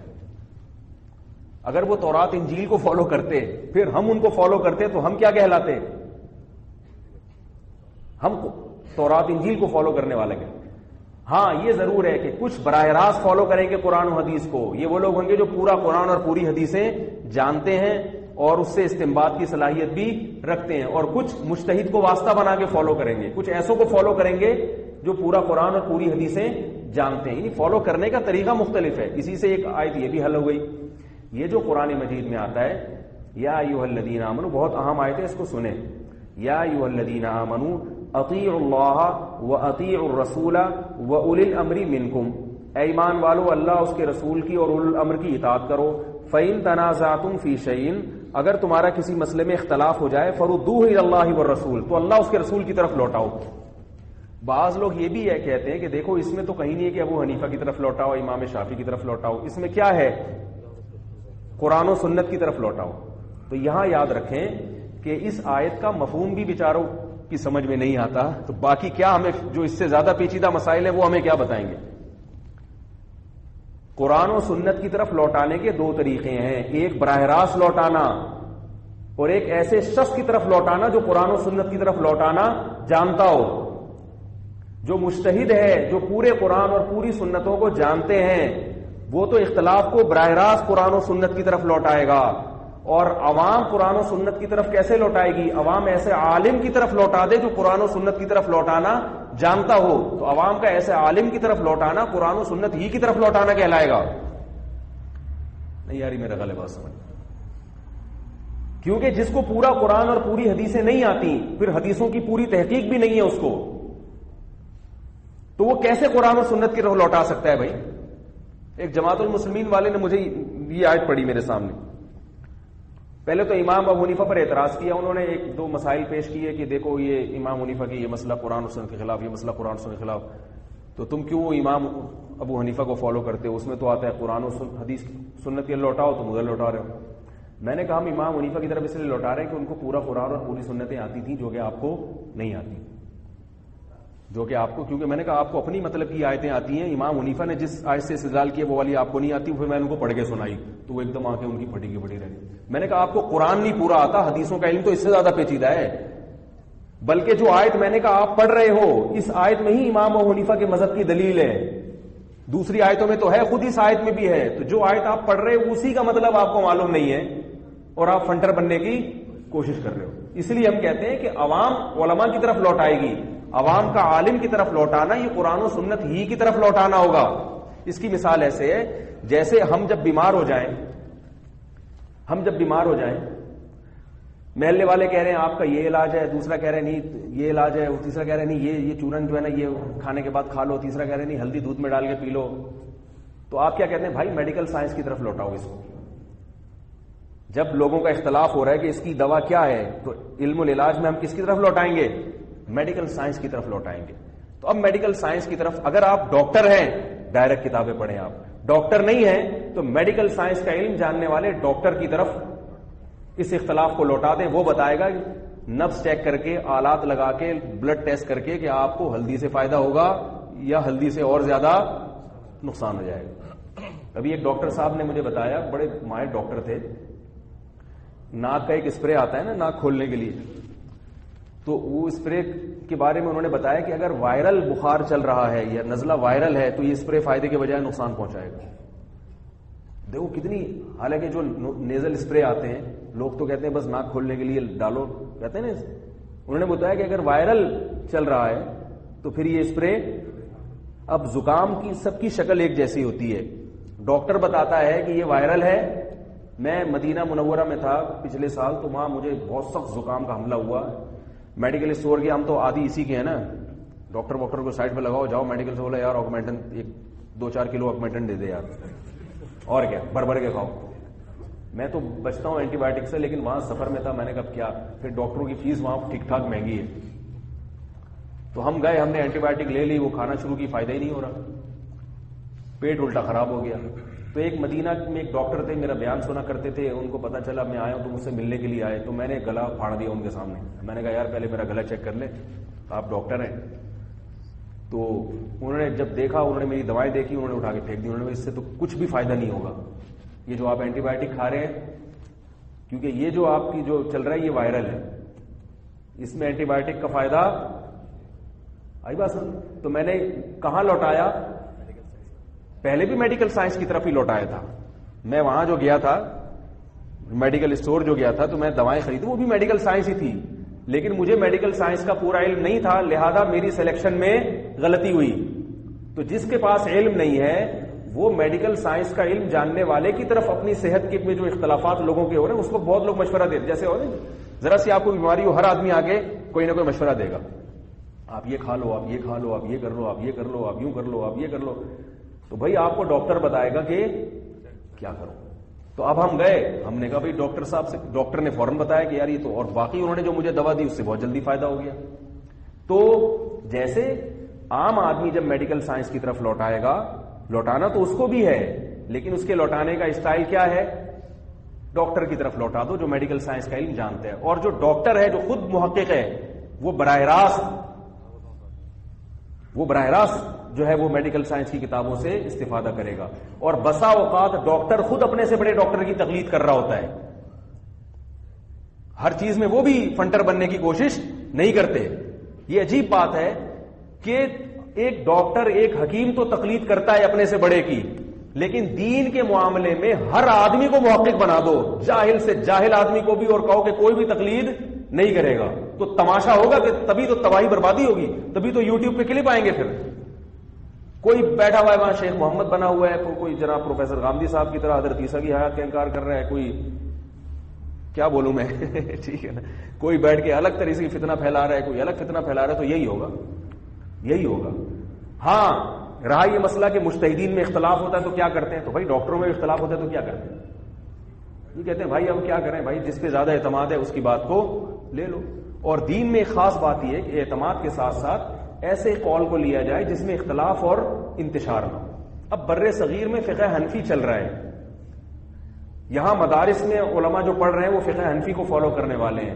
اگر آپ کسی دوسرے فقہ کو فالو کریں گے تو آپ کے لیے تھوڑی سی مشکلات ہوں گی. تو جب سب صحیح ہیں تو اس فقہ کو فالو کرو جو رائج ہے. ہمارے پڑوس میں ایک شافعی عالم ہے, دارالعلوم کرنگی سے پڑھے, شافعی مسلک کے بڑے ماشاءاللہ مضبوط عالم ہیں, اور یہاں کچھ شوافی علماء بھی موجود ہیں. لیکن میں ان سے کچھ دن پہلے ملا تو کہنا یار میں اور پورا خاندان ہم لوگوں نے اپنا فقہ چینج کر کے فقہ حنفی کو قبول کر لیا. میں نے کہا کیوں کر لیا؟ انہوں نے کہا بھائی یہاں بڑی مشکلات ہیں, فقہ شافعی کے عالم ہمیں یہاں نہیں ملتے, ہمیں ہندوستان رابطہ کرنا پڑتا ہے چھوٹے چھوٹے مسائل کے لیے بھی. ہندوستان میں شافعی علماء کی ایک باقاعدہ جماعت ہے, کہہ رہے بات بات پہ وہاں رابطہ کرنا پڑتا ہے. تو ہم نے کہا چلو یار اب تاکہ اختلاف نہ ہو, انتشار نہ ہو. اگر وہ نہیں بھی قبول کرتے تو بھی ٹھیک ہے, لیکن یہ بھی ایک وجہ ترجیح ہوتی ہے کہ ایک ملک میں جو فقہ بھرپور طریقے سے رائج ہے تو پھر آپ جب سب صحیح ہیں تو پھر اسی کو فالو کرنا چاہیے. پھر بھی میں بتا رہا ہوں اگر کوئی نہیں کر رہا تو ہم اس کو جہنمی نہیں کہتے. کوئی اگر نہیں کر رہا تو آپ جا کے اس کو چھیڑنا شروع کر دیں. مفتی صاحب نے فتوا دیا, میں کوئی فتوا نہیں دے رہا, اپنی رائے بیان کر رہا ہوں. کوئی نہیں کر رہا, کوئی زبردستی نہیں ہے کہ آپ کسی کو زبردستی اسی ڈاکٹر کی اتباع پر مجبور کریں جس ڈاکٹر کو آپ مانتے ہو. بھائی تو کسی اور سے پوچھ لے اگر تجھے اس پر اعتماد ہے, لیکن کرے گا وہ بھی تقلید ہی. تو آپ یہ نہ کہو کہ میں محقق ہوں, محققین گزر چکے ہیں. آپ کی تحقیق کیا ہوتی ہے؟ آپ کی تحقیق یہ ہوتی ہے کہ ان میں سے صحیح کون ہے. تو اپنے آپ کو محقق نہ کہو, فنٹر بننے کی کوشش نہ کرو. مسئلہ سارا یہاں خراب ہوتا ہے. بعض لوگ یہ کہتے ہیں کہ امام ابو حنیفہ سے غلطی بھی تو ہو سکتی ہے. پہلی بات تو یہ کہ یہ جو تقلید ہے نا یہ لازمی طور پر ایک امام کی نہیں ہوتی. ہمارے مشائخ نے امام ابو حنیفہ کے بہت سے اقوال کو مسترد کیا ہے. تو علماء یہ کام کر دیتے ہیں کہ جو قول دلیل کے لحاظ سے کمزور تھا یا معاشرے کے لیے وہ قابل قبول نہیں تھا تو اس کو مسترد کر دیا. تو وہ فتویٰ اسی پہ دیا جاتا ہے جو دلیل کے لحاظ سے مضبوط ہوتا ہے. تو یہ نہیں کہ امام حنیفہ کا ہر قول اٹھا کے لیا جائے, لیکن یہ کام بھی علماء کرتے رہتے ہیں. اس کے لیے بھی عوام کو فنٹر بننے کی اجازت نہیں ہے, خود فتویٰ دے دیا جاتا ہے. اب یہ جو اسلامک بینکنگ ہے, اب اس میں مشکلات یہ تھی کہ اگر صرف فقہ حنفی کو ہم فالو کرتے ہیں تو بڑی مشکلات ہیں, کیونکہ پھر ایک میزان بینک بنانا پڑے گا حنفیوں کے لیے، ایک میزان بینک بنانا پڑے گا اہل حدیث کے لیے، ایک میزان بینک بنے گا. تو ایسا تھوڑی ہوتا ہے. اس میں سب مسلک کے علماء بیٹھ کر ایک مشترکہ انہوں نے کہ بھئی جو سب کے لیے قابل قبول ہو. اس میں بعض چیزیں فقہ حنفی کے خلاف بھی ہیں، لیکن علماء حنفیہ پھر بھی اس کو مانتے ہیں کہ بھئی عوام کے لیے ایک ایسا جامع نظام بینکنگ کا وہ ضروری ہے جو مشترک ہو. تو اسی طرح بعض مسائل ایسے ہیں جس میں علماء خود فتویٰ دے دیتے ہیں کہ بھئی اس میں فقہ حنفی کی پابندی ضروری نہیں ہے، یہ پوری امت کا ایک اجماعی مسئلہ ہے. حج میں اس کی بڑی مثالیں ملتی ہیں. اب حج میں کیا ہوتا ہے کہ فقہ حنفی کا جو مسئلہ ہے وہ یہ ہے کہ اگر آپ نے سر منڈانے سے پہلے جانور ذبح کر دیا، دم جو ہوتا ہے نا جب آپ حج کے ارکان سے فارغ ہوئے تو پہلے جانور ذبح ہوگا پھر سر منڈانا واجب ہے. ہوتا ہے کہ نہیں ہوتا؟ لیکن وہاں اتنی مشکلات ہیں، وہاں جو ہے وہ پتہ ہی نہیں چلتا کہ وہ جانور کب ذبح کرتے ہیں. بینکوں کے ذریعے ہوتا ہے نا، تو اگلے دن بھی جانور ذبح ہو رہا ہے تو اور ادھر آپ سر منڈا کے بیٹھے ہوئے ہوتے ہیں. تو یہاں بہت سے علماء نے گنجائش دی ہے کہ بھئی امام حنیفہ کے قول کو سخت مجبوری میں چھوڑا جا سکتا ہے. تو علماء خود فیصلہ کر دیتے ہیں، عوام کو یہاں فنٹر بننے کی ضرورت بولو نا بھائی نہیں ہے. تو علماء الحمدللہ بیدار ہیں، جاگ رہے ہیں اور ہر دور میں موجود رہیں گے. جہاں باطل ہوں گے وہاں اہل حق بھی ہوں گے. سمجھ رہے ہو بات کو؟ تو وہ بات میں کیا کر رہا تھا، ایک چھوٹی سی بات رہ گئی، اسی موضوع سے متعلق وہ بات آئی تھی نا، ڈاکٹروں کی مثال آئی تھی، یار بات ہی نکل گئی. چلو نکل گئی تو نکل گئی. ایک اس پر بات آئی تھی کہ اللہ اس کے رسول کی طرف لوٹانا، اس کا مطلب کیا ہے؟ ہاں الحمدللہ ذہن میں آ گئی بات. بعض لوگ کہتے ہیں کہ مجتہد سے غلطی بھی تو ہو سکتی ہے. تو پہلا جواب تو یہ کہ اگر کہیں مجتہد سے غلطی ہوئی تھی یا وہ اس کو دلیل کے لحاظ سے ان کا قول بہت کمزور لگا تو مشائخ نے خود اس کے خلاف فتویٰ دے دیا. ٹھیک ہے نا. فقہ حنفی میں ہر قول امام حنیفہ کا نہیں لیا جاتا. بعض دفعہ تو بالکل تینوں ائمہ جو ہیں، امام ابو یوسف کا قول بھی چھوڑ دیا، امام محمد کا قول بھی چھوڑ دیا، امام ابو حنیفہ کا قول بھی چھوڑ کے امام مالک کے قول پہ فتویٰ دیا ہے. سمجھ رہے ہیں بات کو؟ ایک تو یہ کہ ایسا اگر کہیں ہوتا بھی ہے تو علماء خود اس کے خلاف مشائخ نے فتویٰ دے دیا ہے. دوسری بات یہ کہ جب مجتہد سے غلطی ہو سکتی ہے تو ایک عام آدمی سے غلطی نہیں ہو سکتی مسائل کے استنباط میں. تو یہ نہیں دیکھا جاتا غلطی کس سے ہو رہی ہے، یہ دیکھا جاتا ہے غلطی کا کون اہل ہے اور کون اہل نہیں ہے. دیکھو علماء نے مسئلہ بیان کیا ہے کہ ایک ڈاکٹر اگر دیانتداری سے علاج کرے اور پھر بھی علاج صحیح تشخیص نہ کرے اور بندہ مر جائے، ڈاکٹر کو گناہ نہیں ملے گا. لیکن ایک عام آدمی جو ڈاکٹر نہیں ہے وہ جعلی سرٹیفکیٹ بنا کے بیٹھ کے ٹھیک علاج بھی کر دے گا تو گناہگار ہوگا، کیونکہ یہ تکے سے ٹھیک ہو گیا بندہ. یاری بات سمجھ میں. تو ایک عام آدمی جو مفتی نہیں ہے یا اہل نہیں ہے، علم نہیں ہے، وہ تحقیقی مسائل یوٹیوب پہ کلپ بنا بنا کے لوگوں کے سامنے ڈالنا شروع کر دے گا. اگر اس کی کچھ تحقیقات صحیح بھی نکلی تو بھی وہ قیامت کے دن اس کو اجر نہیں ملے گا. وہ اتفاق ہے کہ صحیح نکل گئی، اللہ کہیں گے تم اہل نہیں تھے اس کام کے. اور مجتہد سے اگر غلطی بھی ہوگی تو وہ غلطی پر بھی اس کو اجر ملے گا. صحیح حدیث ہے، اذا اجتہد المجتہد فإن أصاب فله أجران وإن أخطأ فله أجر واحد. فرمایا مجتہد جب درست بات کرتا ہے تو 2 اجر ملتے ہیں، غلطی کرتا ہے تو بھی اس کو 1 اجر ملتا ہے. تو صحابہ کے دور میں اس کی اجازت نہیں تھی کہ ہر آدمی یوٹیوب پہ آگے بیٹھ جائے. ٹھیک ہے نا، اس کی اجازت نہیں تھی.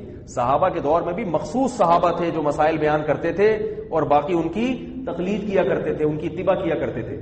میں ایک دفعہ وہ ایک کتاب پڑھ رہا تھا طلاق ثلاث کے مسئلے پر. اس میں ایک عالم نے ایک دلیل لکھی کہ عبداللہ ابن مسعود رضی اللہ تعالی عنہ کے پاس ایک شخص آیا 3 طلاقیں دے کے اور پوچھا کہ کتنی ہو گئی ہیں. صحیح حدیث ہے بالکل. عبداللہ بن مسعود نے فرمایا 3 واقع ہو گئی ہیں. تو ان عالم نے کہا کہ دیکھو عبداللہ بن مسعود نے صرف مسئلہ بیان کیا، اس کی دلیل بیان نہیں کی ہے، لہذا ہم عبداللہ بن مسعود کی یہ قول کو نہیں لیں گے.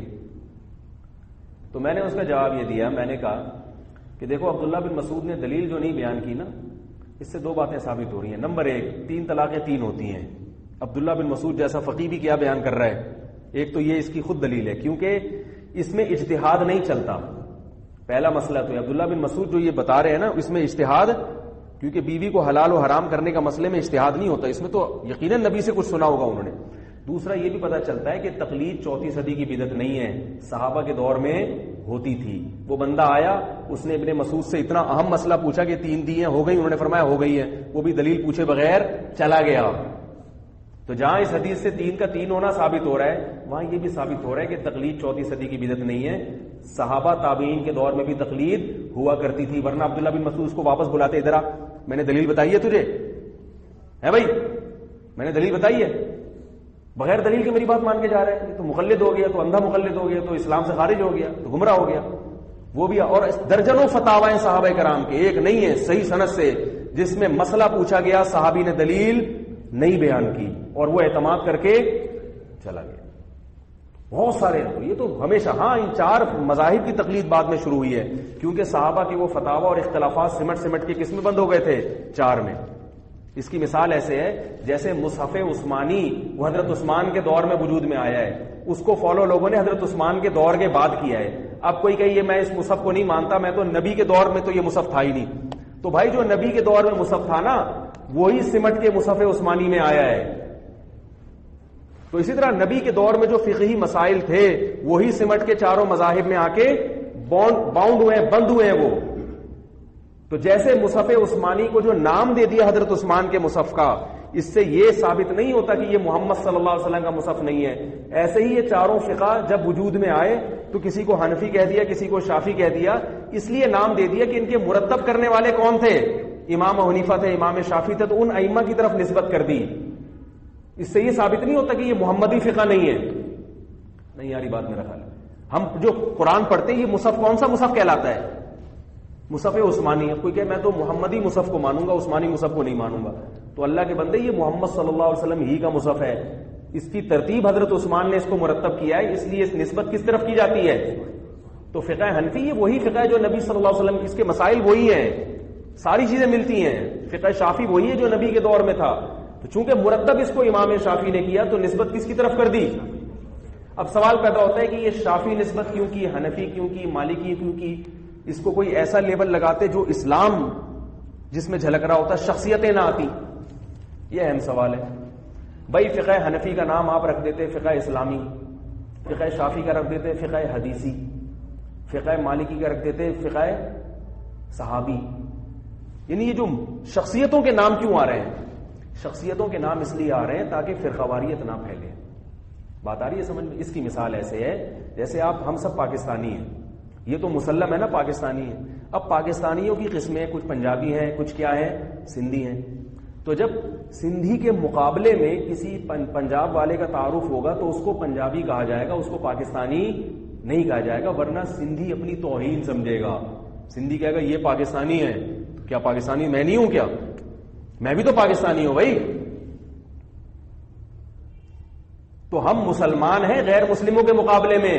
خود مسلمانوں میں جو مختلف مذاہب چل رہے ہیں ان کا تعارف آپ اگر اسلام سے کرائیں گے تو اس کا مطلب دوسرا کیا ہے؟ وہ غیر مسلم ہے. دیکھو جماعت المسلمین والے بار بار کہتے ہیں ہم جماعت المسلمین، اس میں دوسرے مسلمانوں کا وہ منہ چڑھا رہے ہوتے ہیں کہ وہ آپ جماعت المسلمین نہیں، آپ جماعت الکافرین میں ہو. بھائی جماعت المسلمین کے مقابلے میں کیا ہوتی ہے؟ جماعت الکافرین. تو جماعت المسلمین نام یہ فرقہ وارانہ نام ہے کیونکہ اس میں آپ ساری دنیا کے سارے مسلمانوں کا مذاق اڑا رہے ہیں.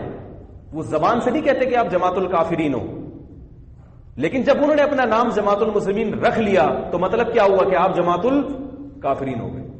تبھی وہ کہتے ہیں سب مسلمین میں آ جاؤ اور سچے پکے مسلمان بن جاؤ. تو مسلم نام رکھنا مسلمانوں کے مقابلے میں یہ فرقہ واریت ہے. اللہ نے ہمارا نام جو مسلم رکھا وہ غیر مسلم کے مقابلے میں رکھا ہے. بات آ رہی ہے سمجھ میں؟ ہندو کے مقابلے میں کوئی حنفی شافعی دیوبندی بریلوی نہیں ہوتا. ہندو کے مقابلے میں سب کیا ہے؟ ہندو سے ہم بات کریں گے، ہندو پوچھے گا کیا ہوں میں؟ مسلم ہے.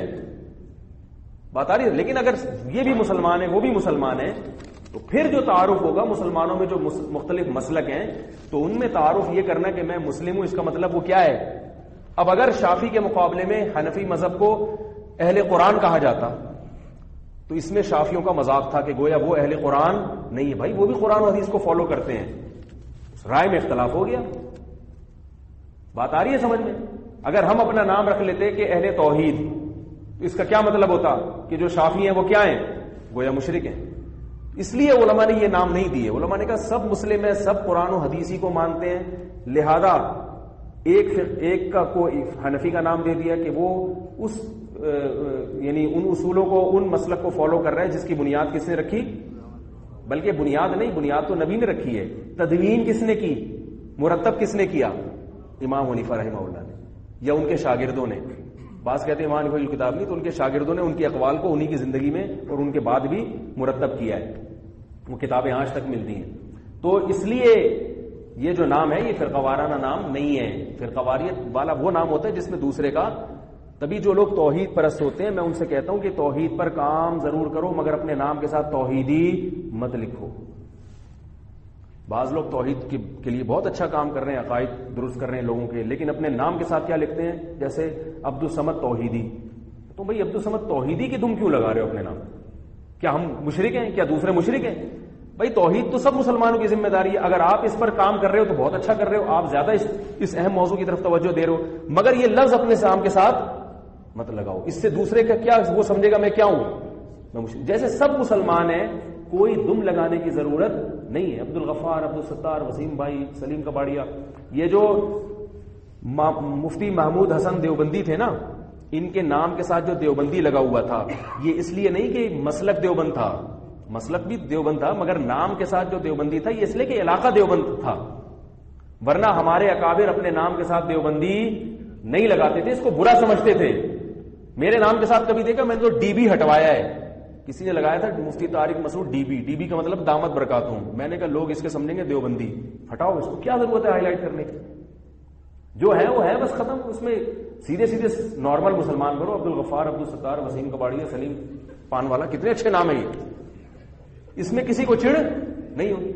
دیوبندی کی دم لگے گی تو گرین والے کو چڑ ہوگی, بلا ضرورت حنفی لگانے کی بھی ضرورت نہیں ہے. خام خام ہے بھائی, شافی کو چڑ ہوگی, یار یہ الگ مسئلہ ہے. بھائی کوئی سب بہن بھائی ہیں آپس میں, کوئی مسئلہ نہیں ہے, سب بھائی بھائی بھی ہیں اور سب بہن بھائی بھی ہیں. رہا جہاں ضرورت ہوگی کہ مثال کے طور پر ایک شافی عالم تھے, وہ مسئلہ پوچھ رہے تھے کہ بھائی میں عید الفطر کے دن پیسے دے سکتا ہوں, تو میں نے کہا بھائی آپ کا مسلک کیا ہے؟ انہوں نے کہا شافی ہوں. میں نے کہا شافی مذہب میں پیسے دینے کی اجازت نہیں ہے, گندم ہی دینی پڑے گی, کھجور ہی دینی پڑے گی. یہاں ضرورت پڑتی ہے اپنے مسلک کو ہائی لائٹ کرنے کی. جیسے وہ لاہور سے فون آیا نا کہ میں ایک لڑکی سے شادی کرنا چاہتا ہوں, اس کے ابا راضی نہیں ہے, تو میں نے کہا آپ کا مسلک کیا؟ انہوں نے کہا اہل حدیث ہوں. میں نے کہا اہل حدیث کے مسلک میں باپ کی اجازت کے بغیر شادی, یہاں ضرورت پڑتی ہے. نہیں آ رہی بات؟ ورنہ خام خواہ میں نہ اپنے آپ کو اہل حدیث کا ہو, نہ اپنے آپ کو دیوبندی کا ہو, نہ اپنے آپ کو بریلوی کا ہو, نہ اپنے آپ کو حنفی کا ہو, نہ اپنے آپ کو شافی کا ہو. اور جب کہنے کی ضرورت پڑے تو ایسا نہ ہو کہ دوسرے کو سمجھو کہ یہ کیا ہے. جیسے پرویزی جو منکرین قرآن ہے نا, وہ اپنے آپ کو بار بار اہل قرآن کہہ کے ہمیں چھیڑتے ہیں, گویا تم قرآن کو نہیں مانتے.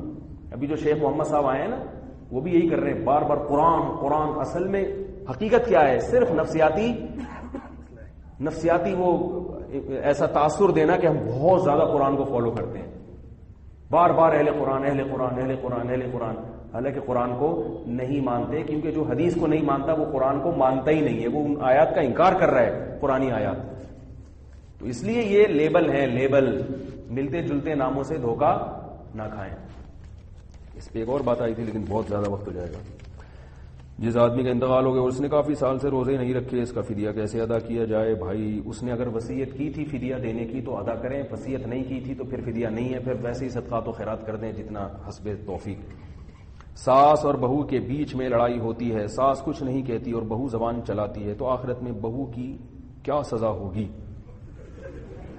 بھائی یہ تو بہت بڑا مسئلہ ہے. میں نے پورا ایک بیان ریکارڈ کیا ہے یوٹیوب پہ کہ ساس کے حقوق, وہ آپ ضرور سنیں کہ کیا بہو پر ساس کی خدمت واجب ہے, وہ بیان ضرور سنیں. جتنی بھی بہویں ہیں وہ ضرور سنیں. ساس کے سامنے زبان چلانا یہ بہت سخت بری حرکت ہے, اس سے اعتراض کرنا لازم ہے. جو رشتہ داری توڑتا ہے نا, خاص طور پہ اپنے بڑوں کے رشتوں کو توڑتا ہے, تو وہی دماغ سے نکال دے کہ پھر اس کا کبھی ادب ہوگا. ابھی میں یہاں ایک بات بتاؤں, میری حضرت مولانا طارق جمیل صاحب سے ملاقات ہوئی 2-4 دن پہلے. وہ آپ نے دیکھی ہوگی یوٹیوب پہ بہت تصویریں چلی ہیں. اس میں اب ہمیں تو نہیں پتا تھا کہ میری تصویریں لی جا رہی ہیں, تو وہ جو میری پکچرز آئی ہیں وہ اس سے ایسا لگ رہا ہے اب میں یوں کر کے ٹیک لگا کے بیٹھا ہوا ہوں, جبکہ میں حضرت مولانا طارق جمیل صاحب اپنے آپ کو ان کی خاک کے برابر بھی نہیں سمجھتا. میں جب ان کے سامنے بیٹھتا ہوں بہت تمیز سے, بہت بادب. تو وہ کھانے کے بعد جو ہے نا ہم تھوڑا سا ٹیک لگا کے یوں ہو گئے تو تیسری تصویر لے لی. اب وہ ایسا لگ رہا ہے وہ طارق مسعود صاحب ہیں اور میں طارق جمیل صاحب ہوں, تصویروں سے ایسا لگ رہا ہے. تو مجھے بڑی شرم آ رہی تھی وہ دیکھ کے کہ یعنی یہ تو بہت ہی ایک عجیب سی وہ ہے کہ بے استغنا. میں تو ہم نے تو بچپن میں ان کے بیانات سنے ہیں بھائی, ان کے بیانات سے متاثر ہو کر ہمیں دین پر لانے میں ان کے بیانات کا بہت بڑا دخل ہے. میں نے حضرت سے عرض کیا, مولانا طارق جمیل صاحب سے, میں نے ان کو بتایا, میں نے کہا آپ کا ایک بیان میں نے 1993 میں سنا تھا, اور وہ بیان کیا تھا, جب میں نیا نیا مدرسے کی طرف آیا تو مجھے بار بار وہ جو بچپن کے شوق ہوتے ہیں نا, پائلٹ بننا اور انجینئر بننا, ہمیں تو کوئی بھی پوچھتا تھا کیا بنو گے, پائلٹ. کبھی بھی یہ نہیں کہتے تھے مولوی بنیں گے. کسی بچے سے پوچھو وہ کہے گا مولوی بنیں گے, وہ پائلٹ بنوں گا, یہ لش پش. تو میں جب مدرسے کی طرف آ گیا تو وہ سارے پلان ہمارے پائلٹ میں نے اپنی تصویریں بھی کھنچوائی تھی پائلٹ کے. اس ماڑی پور بیس مسرور جو ہے نا ماڑی پور میں, تو وہاں ہم 7 ستمبر کو جا کے پائلٹ کے بیس میں, وہ اس کے ڈریس میں, بیس مسرور میں پائلٹ کے ڈریس میں, ہیلمٹ ہاتھ میں اور ایسے لشپش بن کے تصویریں. پھر جب دین کی طرف آئے وہ تصویریں ہم نے پھاڑ دی. کچھ تصویریں کہیں ہمارے رشتہ داروں کے پاس ابھی بھی پڑی ہوئی ہوں گی, ہم نے مانگی دی نہیں, تو وہ پرانی پرانی تصویریں سے پائلٹ بنے ہوئے کھڑے ہوئے جہاز کے ساتھ نا, کہ بنے نہ بنے شوق تو پورا کرو بھائی. تو مجھے بڑا شوق تھا, سب بچوں کو ہی ہوتا ہے. ہم جب مولوی بنے تو سر پہ ٹوپی آ گئی, بالکل ہی کرتا آ گیا بغیر کالر کا, عجیب سا اسٹائل ہو گیا. تو شیطان بہت ورغلاتا تھا کہ چھوڑ دے مدرسہ, چھوڑ دے. اس زمانے میں مدنی مسجد گیا شب جمعہ میں, حضرت مولانا طارق جمیل صاحب کا بیان شروع ہو گیا. اللہ نے بڑا فضل کیا. وہ جو بیان حضرت نے کیا تھا, میں نے حضرت کو بتایا, حضرت اس وقت جو آپ کے بیانات ہوتے تھے بڑے جوشیلے بیان ہوتے تھے. وہ بیان ایسا تھا کہ جب حضرت نے بیان شروع کیا نا تو مجمع جو رویا ہے, دھاڑے مار مار کے لوگ رو رہے تھے. ایسی کنڈیشن تھی, ایسا لگ رہا تھا کہ یعنی کوئی عجیب اللہ کی سکینت آسمان سے نازل ہو رہی ہے. عجیب کیفیات تھی لوگوں. شروع میں تو ایسے سکینت نازل ہو رہی ہے, ایسا مجمع پر جو ہے نا سحر جادو ہو گیا, اور پھر جو لوگوں کی ہچکیاں بندی ہیں وہ دھاڑے مار مار کے لوگ روئے ہیں. بڑا عجیب بیان تھا. اس وقت ریکارڈنگ کے اور ان چیزوں کے اتنا مضبوط سسٹم نہیں تھا. تو اس بیان میں حضرت کہہ رہے تھے کہ بھائی یہ دنیا کی حقیقت بیان کر رہے تھے کہ جو ٹانگا چلانے والا ہے نا وہ بھی کوچوان ہے, اور جو جہاز اڑانے والا ہے وہ بھی کوچوان ہے. وہ بڑا کوچوان ہے, یہ چھوٹا کوچوان ہے دونوں ہی کوچوان. تو وہ ایسی دنیا کی نفی کی انہوں نے کہ میرے دل سے وہ, میں نے حضرت کو بھی جب ملاقات ہوئی میں نے کہا حضرت اس بیان میں آپ نے پائلٹوں کی واٹ لگا دی تھی. ایسے ہی میں نے کہا پائلٹ بننے کا شوق کیا ہو گیا کافور. پائلٹ کی اہمیت کا انکار نہیں کر رہا میں. اگر اللہ کے لیے ہے, اپنے ملک کے دفاع کے لیے ہے, پھر تو پائلٹ بننا بہت بڑی فضیلت ہے. ہوائی جہاز اڑا کے اپنے ملک کا دفاع کرنا, مسلمان قوم کا دفاع کرنا, یہ تو صحابہ بھی میدان جنگ میں گھوڑوں پر سوار ہو کے بہادری کے جوہر دکھاتے تھے. لیکن ہمارا مقصد تو شو مارنا تھا نا. کیا خیال ہے, ہمارا مقصد تو یہ تھا اڑیں گے پھر یہ نیچے اتریں گے. تو نیچے تو اتریں گے ہی نہیں, ہم کیا وہیں رہیں گے بھائی, ہم نیچے کیوں اترے. تو ہمارا تو مقصد دنیا تھی. اگر ملک کی خدمت یا قوم کی خدمت مقصود ہوتی تو عالم بن کے بھی تو ہوتی ہے, اس کی بھی ضرورت ہے, عالم کی بھی ضرورت ہے. تو ادھر تو کبھی خیال نہیں, کیونکہ اس میں شو نہیں ہے. اب ٹوپی پہن کے جب گھر آئے, اور مدرسے والوں کو اللہ ہدایت دے, یہ ہمارے مدارس کے جو محتمیم بچوں کے ٹرینڈ کرا کے رکھتے ہیں, تو بڑے لوگ ہیں, میں چھوٹا ہوں, بڑی بات, اللہ کا واسطہ یہ رسم کو مدرسوں سے ختم ہو جانا چاہیے. ایک تو اتنا بڑا مجاہدہ کر کے ہم کالج چھوڑ کر, پتلونیں چھوڑ کر, وہ جو شو بازیاں تھیں وہ چھوڑ کر مولوی بننے کے لیے مدرسے میں آئے. پائلٹ کا خواب چھوڑ دیا. ویسے بھی کوئی بننا نہیں تھا, لیکن ایک خواب تو تھا نا انجینئر کا, اور یہ بنیں گے اور یوں بنیں گے. کبھی خیال آتا نیوی میں جاؤں گا. تو یہ ساری چیزیں چھوڑ کر ایک تو وہ ساری وہ جو ٹیشن بازیاں ختم ہوئی, اور اوپر سے پہلے ہی دن کیا کرا دی, ٹرینڈ کرا دی. گھر آ رہے ہیں تو سر چھپاتے پھر رہے ہیں. یہ جو میں بڑے بال رکھتا ہوں نا, یہ احتجاج میں رکھتا ہوں, ورنہ مجھے بڑے بال رکھنے کا بالکل بھی شوق نہیں تھا. دور حدیث میں نے ارادہ کیا اب میں بڑے بال رکھوں گا. اب تو ٹرینڈ وینڈ کا ہمارے یہاں دور حدیث تک پھر ٹرینڈ کا نظام ختم ہو گیا تھا. بھائی دورے سے پہلے ٹرینڈ کراؤ, دورے میں پہنچیں گے تو بال رکھنے کی اجازت. تو جب دورے میں پہنچا تو بال رکھ لیے. جب اگلے سال تخصص میں آئے تو پھر استاذ کا حکم آئے ٹرینڈ کرا لو. میں نے کہا اب تخصص کے بعد تو تعلیمی دور, جو اصطلاحی تعلیمی دور ہے وہ تو ختم ہو رہا ہے. میں نے کہا کرا لے بیٹا, اس کے بعد دیکھتا ہوں میں. پھر میں نے بال رکھے, یہاں تک بال کر دیے, تب تو چھوٹے ہو گئے, ادھر تک بال, بہت بڑے بال رکھے. پھر ہم نے ہم نے کہا احتجاج میں تو ساری کسر نکالیں گے ہمیں ٹریننگ کیوں کرائی. لیکن بہرحال ہم فرما برداری کرتے تھے. آج کل جو ہے نا طلبہ میں فرما برداری نہیں ہے. استاذ نے کہہ دیا کرا دو تو اب سمجھ میں تو نہیں آ رہا ہے, لیکن اب بھائی استاذ ہیں کرا لے یار, اب چھوڑ کیا دلائی. اب بات کر رہا ہوں کہ بھائی یہ بڑا ظلم ہے, ٹھیک ہے, آج کل کے حساب کے لحاظ سے. ٹنڈا آدمی کہیں بھی کسی کو بھی اچھا نہیں لگتا, اور دینداروں کے لیے تو زینت ویسے ہی ضروری ہے تاکہ لوگ دین کی طرف آئیں. ٹرینڈ کرا کے عجیب حسن تیرا اس طرح سالم رہا, سر منڈانے پر بھی تو ظالم رہا. یا ہمارے اساتذہ میں یہ شعر سناتے تھے, حسن تیرا اس طرح سالم رہا, سر منڈانے پر بھی تو ظالم رہا. تو میں نے حضرت سے یہ اپنا واقعہ سنا ہے. میں نے کہا وہ آپ نے جو پائلٹ کی ایسی کی تیسی کی تھی نا, تو وہ پائلٹ سے میری مراد کیا ہے یاد رکھو دنیا کے لیے. باقی پائلٹوں کی اپنی اہمیت ہے, اور کوئی پائلٹ آپ میں سے بن سکتا ہے تو بنے بھائی, ہر شعبے میں جانا چاہیے. تو میں یہ کر رہا تھا کہ میں تو گیا تھا کہ بھائی وہ بڑے بزرگ ہیں, وہ میری تصویریں ایسی آ گئی, یوں بیٹھا ہوا ہوں, یوں کر کے دیکھ رہا ہوں. وہ عجیب عجیب سی تصویریں آئی ہیں, وہ مارکیٹ میں چلی ہیں. تو میں اتنا بدتمیز الحمدللہ نہیں ہوں کہ بڑے حضرات کے سامنے میں اس طرح سے بیٹھوں. پھر وہ میری بات چیت کرتے ہوئے آڈیو بھی آئی ہے, اس میں بھی ایسا لگ رہا ہے میں ان کو سمجھا رہا ہوں. ایک صاحب نے مجھے فون کیا, آپ کیا ان کو سمجھا رہے تھے؟ میں نے کہا میں کون ہوتا ہوں ان کو سمجھانے والا بھائی. انہوں نے مجھ سے ایک سوال پوچھا تھا, کوئی بات پوچھی تھی جامعہ سے متعلق, میں اس کا جواب دے رہا تھا کہ بھئی وہ جامعہ میں درس قرآن کی جو ٹریننگ دی جاتی ہے اس میں یہ, وہ پوچھ رہے تھے کیا ہوتا ہے اس میں, ان کو بتا رہا تھا. تو وہ ایسا لگ رہا ہے جیسے میں ان کو سکھا رہا ہوں کہ ایسے دیا جاتا ہے درس قرآن. تو وہ آدھی بات آئی ہے نا. تو یہ یعنی وہ ان تصویروں سے آپ دھوکہ نہ کھائیں. باقی یہ بات یہاں سے آئی کہ بہو جو ہے نا وہ ساس کی خدمت کرے گی, عزت دے گی اس کو, تو جب یہ ساس بنے گی اس کو بھی عزت ملے گی. آج کل کے چھوٹے بڑوں کا احترام بالکل بھی نہیں کرتے, مزے اڑا لیتے ہیں, لیکن پھر بڑھاپا ان کا بڑا خراب گزرتا ہے. تو مکافات عمل ہوتا ہے نا, جیسا اپنے بڑوں سے سلوک کرو گے تمہارے ساتھ بھی ویسا ہی ہوگا. بہت سارے سوالات ہو گئے یار. نماز کے وقت پائنچے فولڈ کر سکتے ہیں؟ ضروری ہے فولڈ کرنا. اگر سجدے والی آیت پڑھی جائے تو سجدہ کرنا ہے کہ نہیں؟ کیوں نہیں کرنا بھائی سجدے والی آیت میں؟ اگر موبائل میں تلاوت لگاتے ہیں وہاں سجدے والی آیت آتی ہے, موبائل میں اگر تلاوت ہو اور سجدے والی آیت آئے, ریکارڈنگ جو ہوتی ہے براہ راست نہ ہو, اس میں بر صغیر کے علماء کا فتویٰ یہ کہ سجدہ واجب نہیں ہے ریکارڈنگ میں, لیکن عرب علماء کہتے ہیں کہ اس کی صورت میں بھی سجدہ کرنا چاہیے. تو کرنے میں احتیاطاً کوئی کر لے تو کوئی گناہ نہیں ہے. فتویٰ اسی پر ہے کہ نہیں ہوگا, واجب نہیں ہے. سوال یہ کہ ہم لوگ اپنی فیملی اور اپنے دوستوں کے ساتھ گھومنے جاتے ہیں تو وہاں اپنے موبائل سے تصویر لیتے ہیں تاکہ ہم اپنی کچھ اچھے لمحوں کو یاد رکھیں. یہ ڈیجیٹل تصویر, اس میں بڑا اختلاف ہے. اس میں بہت سارے علماء ڈیجیٹل تصویر کو تصویر نہیں مانتے ہیں, اس لیے وہ اس کو جائز کہتے ہیں, اور بہت سارے علماء اس کو بھی حرام کہتے ہیں.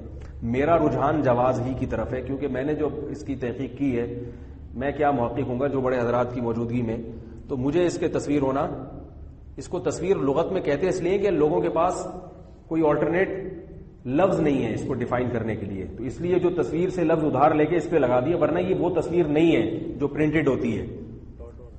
سمجھ میں آئی بات؟ یہ لہریں ہیں, برقی لہریں ہیں جن کو قرار نہیں ہے. اور دوسری بات یہ کہ ڈیجیٹل تصویر میں مزاحات لخلق اللہ بھی نہیں ہے. اگر اس کو تصویر مان بھی لیا جائے تو تصویر کے جو حرام ہونے کی علت ہے وہ اس میں نہیں پائی جاتی. تصویر حرام کیوں ہے؟ نبی نے فرمایا مزاحات لخلق اللہ, اللہ کی تخلیقی نقل ہے, جبکہ اس میں نقل نہیں ہے, اسی انسان کو اسی حالت میں دکھایا جا رہا ہے. تبھی لوگ کبھی یہ نہیں کہتے میں نے ٹی وی میں مولانا طارق جمیل صاحب کی تصویر دیکھی ہے, بلکہ کیا کہتے ہیں میں نے ٹی وی میں مولانا طارق جمیل صاحب دیکھے, میں نے ٹی وی میں مفتی تقی عثمانی صاحب دیکھے, لوگ یہ کہتے ہیں. تو اس میں مزاحات لخلق اللہ نہیں, ہماری رائے ہے, غلط بھی ہو سکتی ہے بھائی.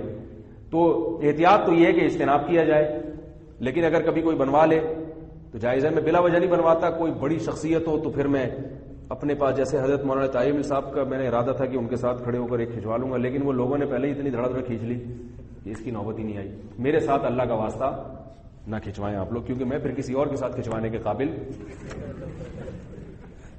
مذاق کر رہا ہوں بھائی. احتیاط بہتر ہے, شو بازیوں کے لیے نہ بنائیں, کیونکہ بہت سے علماء اس کو حرام کہتے ہیں.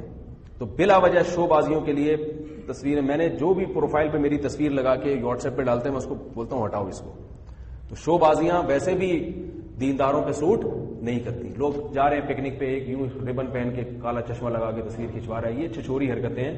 یہ علماء صلحاء پہ, دینداروں پہ بالکل بھی سوٹ نہیں کرتی. ہاں بچوں کی کھینچ لی یادگار کے طور پر, بڑا ہو کر بتائیں گے تو ایسا تھا, تیری ناک ایسے بہتی تھی، تیرے پیمپر ایسے تبدیل ہوتے تھے، اپنی اوقات میں رہے. ماؤں کو چاہیے کہ بچوں کی 2-4 پیمپر کی تصویریں لے لیں، ورنہ بچے بڑے ہو کر نا اپنی اوقات بھول جاتے ہیں. کوئی بن گیا فوج میں میجر بن گیا، کوئی بریگیڈیئر بن گیا، تو ابا اماں کو پوچھتا ہی نہیں. تو ابا کو چاہیے ایک پیمپر والی کہ جب اس کی اماں پیمپر جھانک کے دیکھ رہی ہیں کوئی رپورٹ ہے یا نہیں، وہ تصویر لے لے، 30 سیکنڈ کی ویڈیو بنا لے. جب بچہ باپ کے سامنے اور ماں کے سامنے زبان اٹھا کے منہ اٹھا کے بات کرے، اس کو وہ دکھا دیں کہ تیری یہ اوقات ہے. ایسی کوئی مفاد ہو، فائدہ ہو تو ٹھیک ہے، ورنہ اس سے اجتناب کرنا چاہیے. ماں باپ کے سامنے کوئی اوقات نہیں ہوتی، یاد رکھو. فنٹر بننے کی کوشش نہیں کیا کرو ماں باپ کے سامنے. میں علم کا شہر ہوں، علی اس کا دروازہ ہے. یہ حدیث صحیح نہیں ہے بھائی. حضرت علی کے فضائل ویسے بہت ہیں، علمی لحاظ سے حضرت علی کو بہت سارے صحابہ پر فضیلت حاصل ہے. حضرت مسروق ایک بہت بڑے تابعی ہیں، حضرت عائشہ کے شاگرد ہیں. وہ فرماتے ہیں کہ اللہ تعالیٰ نے تمام صحابہ جو بڑے بڑے انہوں نے نام لیا ہے مشہور صحابہ کا، ان کا علم 2 صحابیوں میں بند کیا کہ حضرت علی اور عبداللہ بن مسعود.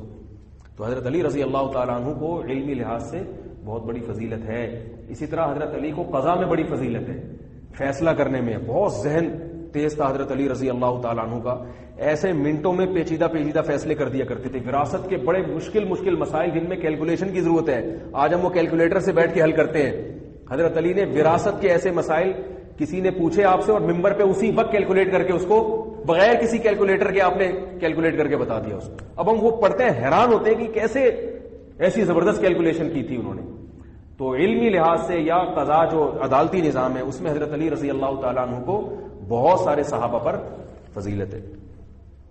کمپنی کی طرف سے میڈیکل ملتا ہے مگر میڈیکل کی پیمنٹ انشورنس کارڈ کے ذریعے. اگر آپ کا براہ راست انشورنس سے کوئی دور کا بھی تعلق نہیں ہے، کمپنی نے آپ کو علاج کی سہولت دی ہے اور آپ کی تنخواہ سے پیسے بھی نہیں کٹ رہے، تو پھر یہ کمپنی کی ہیڈیک ہے. آپ کے لیے پھر علاج کرانا جائز ہے. آپ یہی سمجھیں گے میرا کمپنی علاج کرا رہی ہے، باقی کمپنی کا پھر انشورنس سے معاملہ وہ ناجائز ہوگا.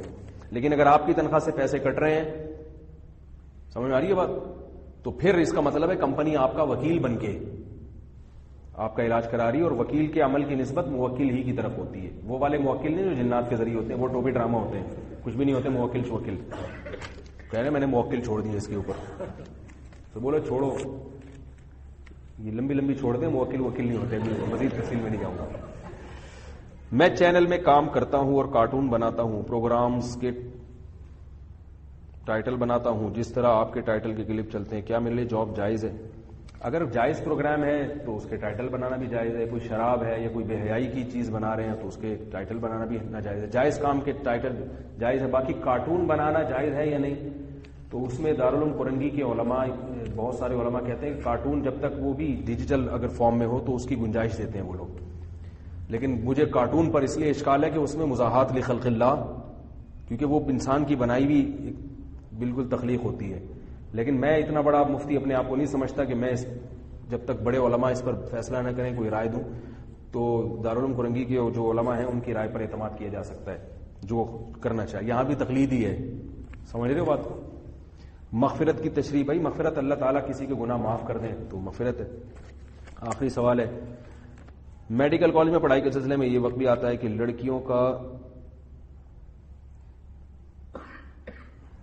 لڑکیاں سطر دیکھ رہی ہوتی ہیں علاج کرنے کے لیے، اور لڑکے جو ہیں وہ عورت کا سطر بھی دیکھ لیتے ہیں. یہ میڈیکل سائنس میں ایسا بہت ہو رہا ہے آج کل. یہ ہمارے حکمرانوں پر کو اس کا گناہ ملے گا، اور ان لوگوں کو جو اس قانون کو تبدیل کر سکتے ہیں مگر تبدیل کرنے کی کوشش نہیں کر رہے. بالکل الگ انتظام ہونا چاحیے. لڑکیوں کا الگ ہونا چاہیے، لڑکوں کا الگ ہونا چاہیے. میل کا علاج لڑکی سے کیوں کروا رہے ہیں بھائی فیمیل ڈاکٹر سے؟ تو بہت بڑی بے شرمی اور بہت بڑی بے حیائی ہے. اسی طرح فیمیل کا علاج میل سے کیوں کروا رہے ہیں؟ یہ تو کامن سینس کی بات ہے. جائز نہیں ہے کسی عورت کے لیے کسی مرد کا سطر دیکھنا یا کسی مرد کے لیے کسی عورت کا سطر دیکھنا، حرام ہے، ناجائز ہے.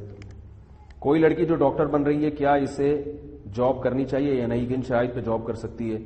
ایسے شعبوں میں خواتین کو کام کرنا چاہیے جہاں مرد نہیں کر سکتے. ڈاکٹروں کی اتنی بھرمار ہے کہ مردوں کو جگہ نہیں ملتی، اس میں خواتین کیوں جا رہی ہیں؟ مرد بے روزگار پھر رہے ہیں.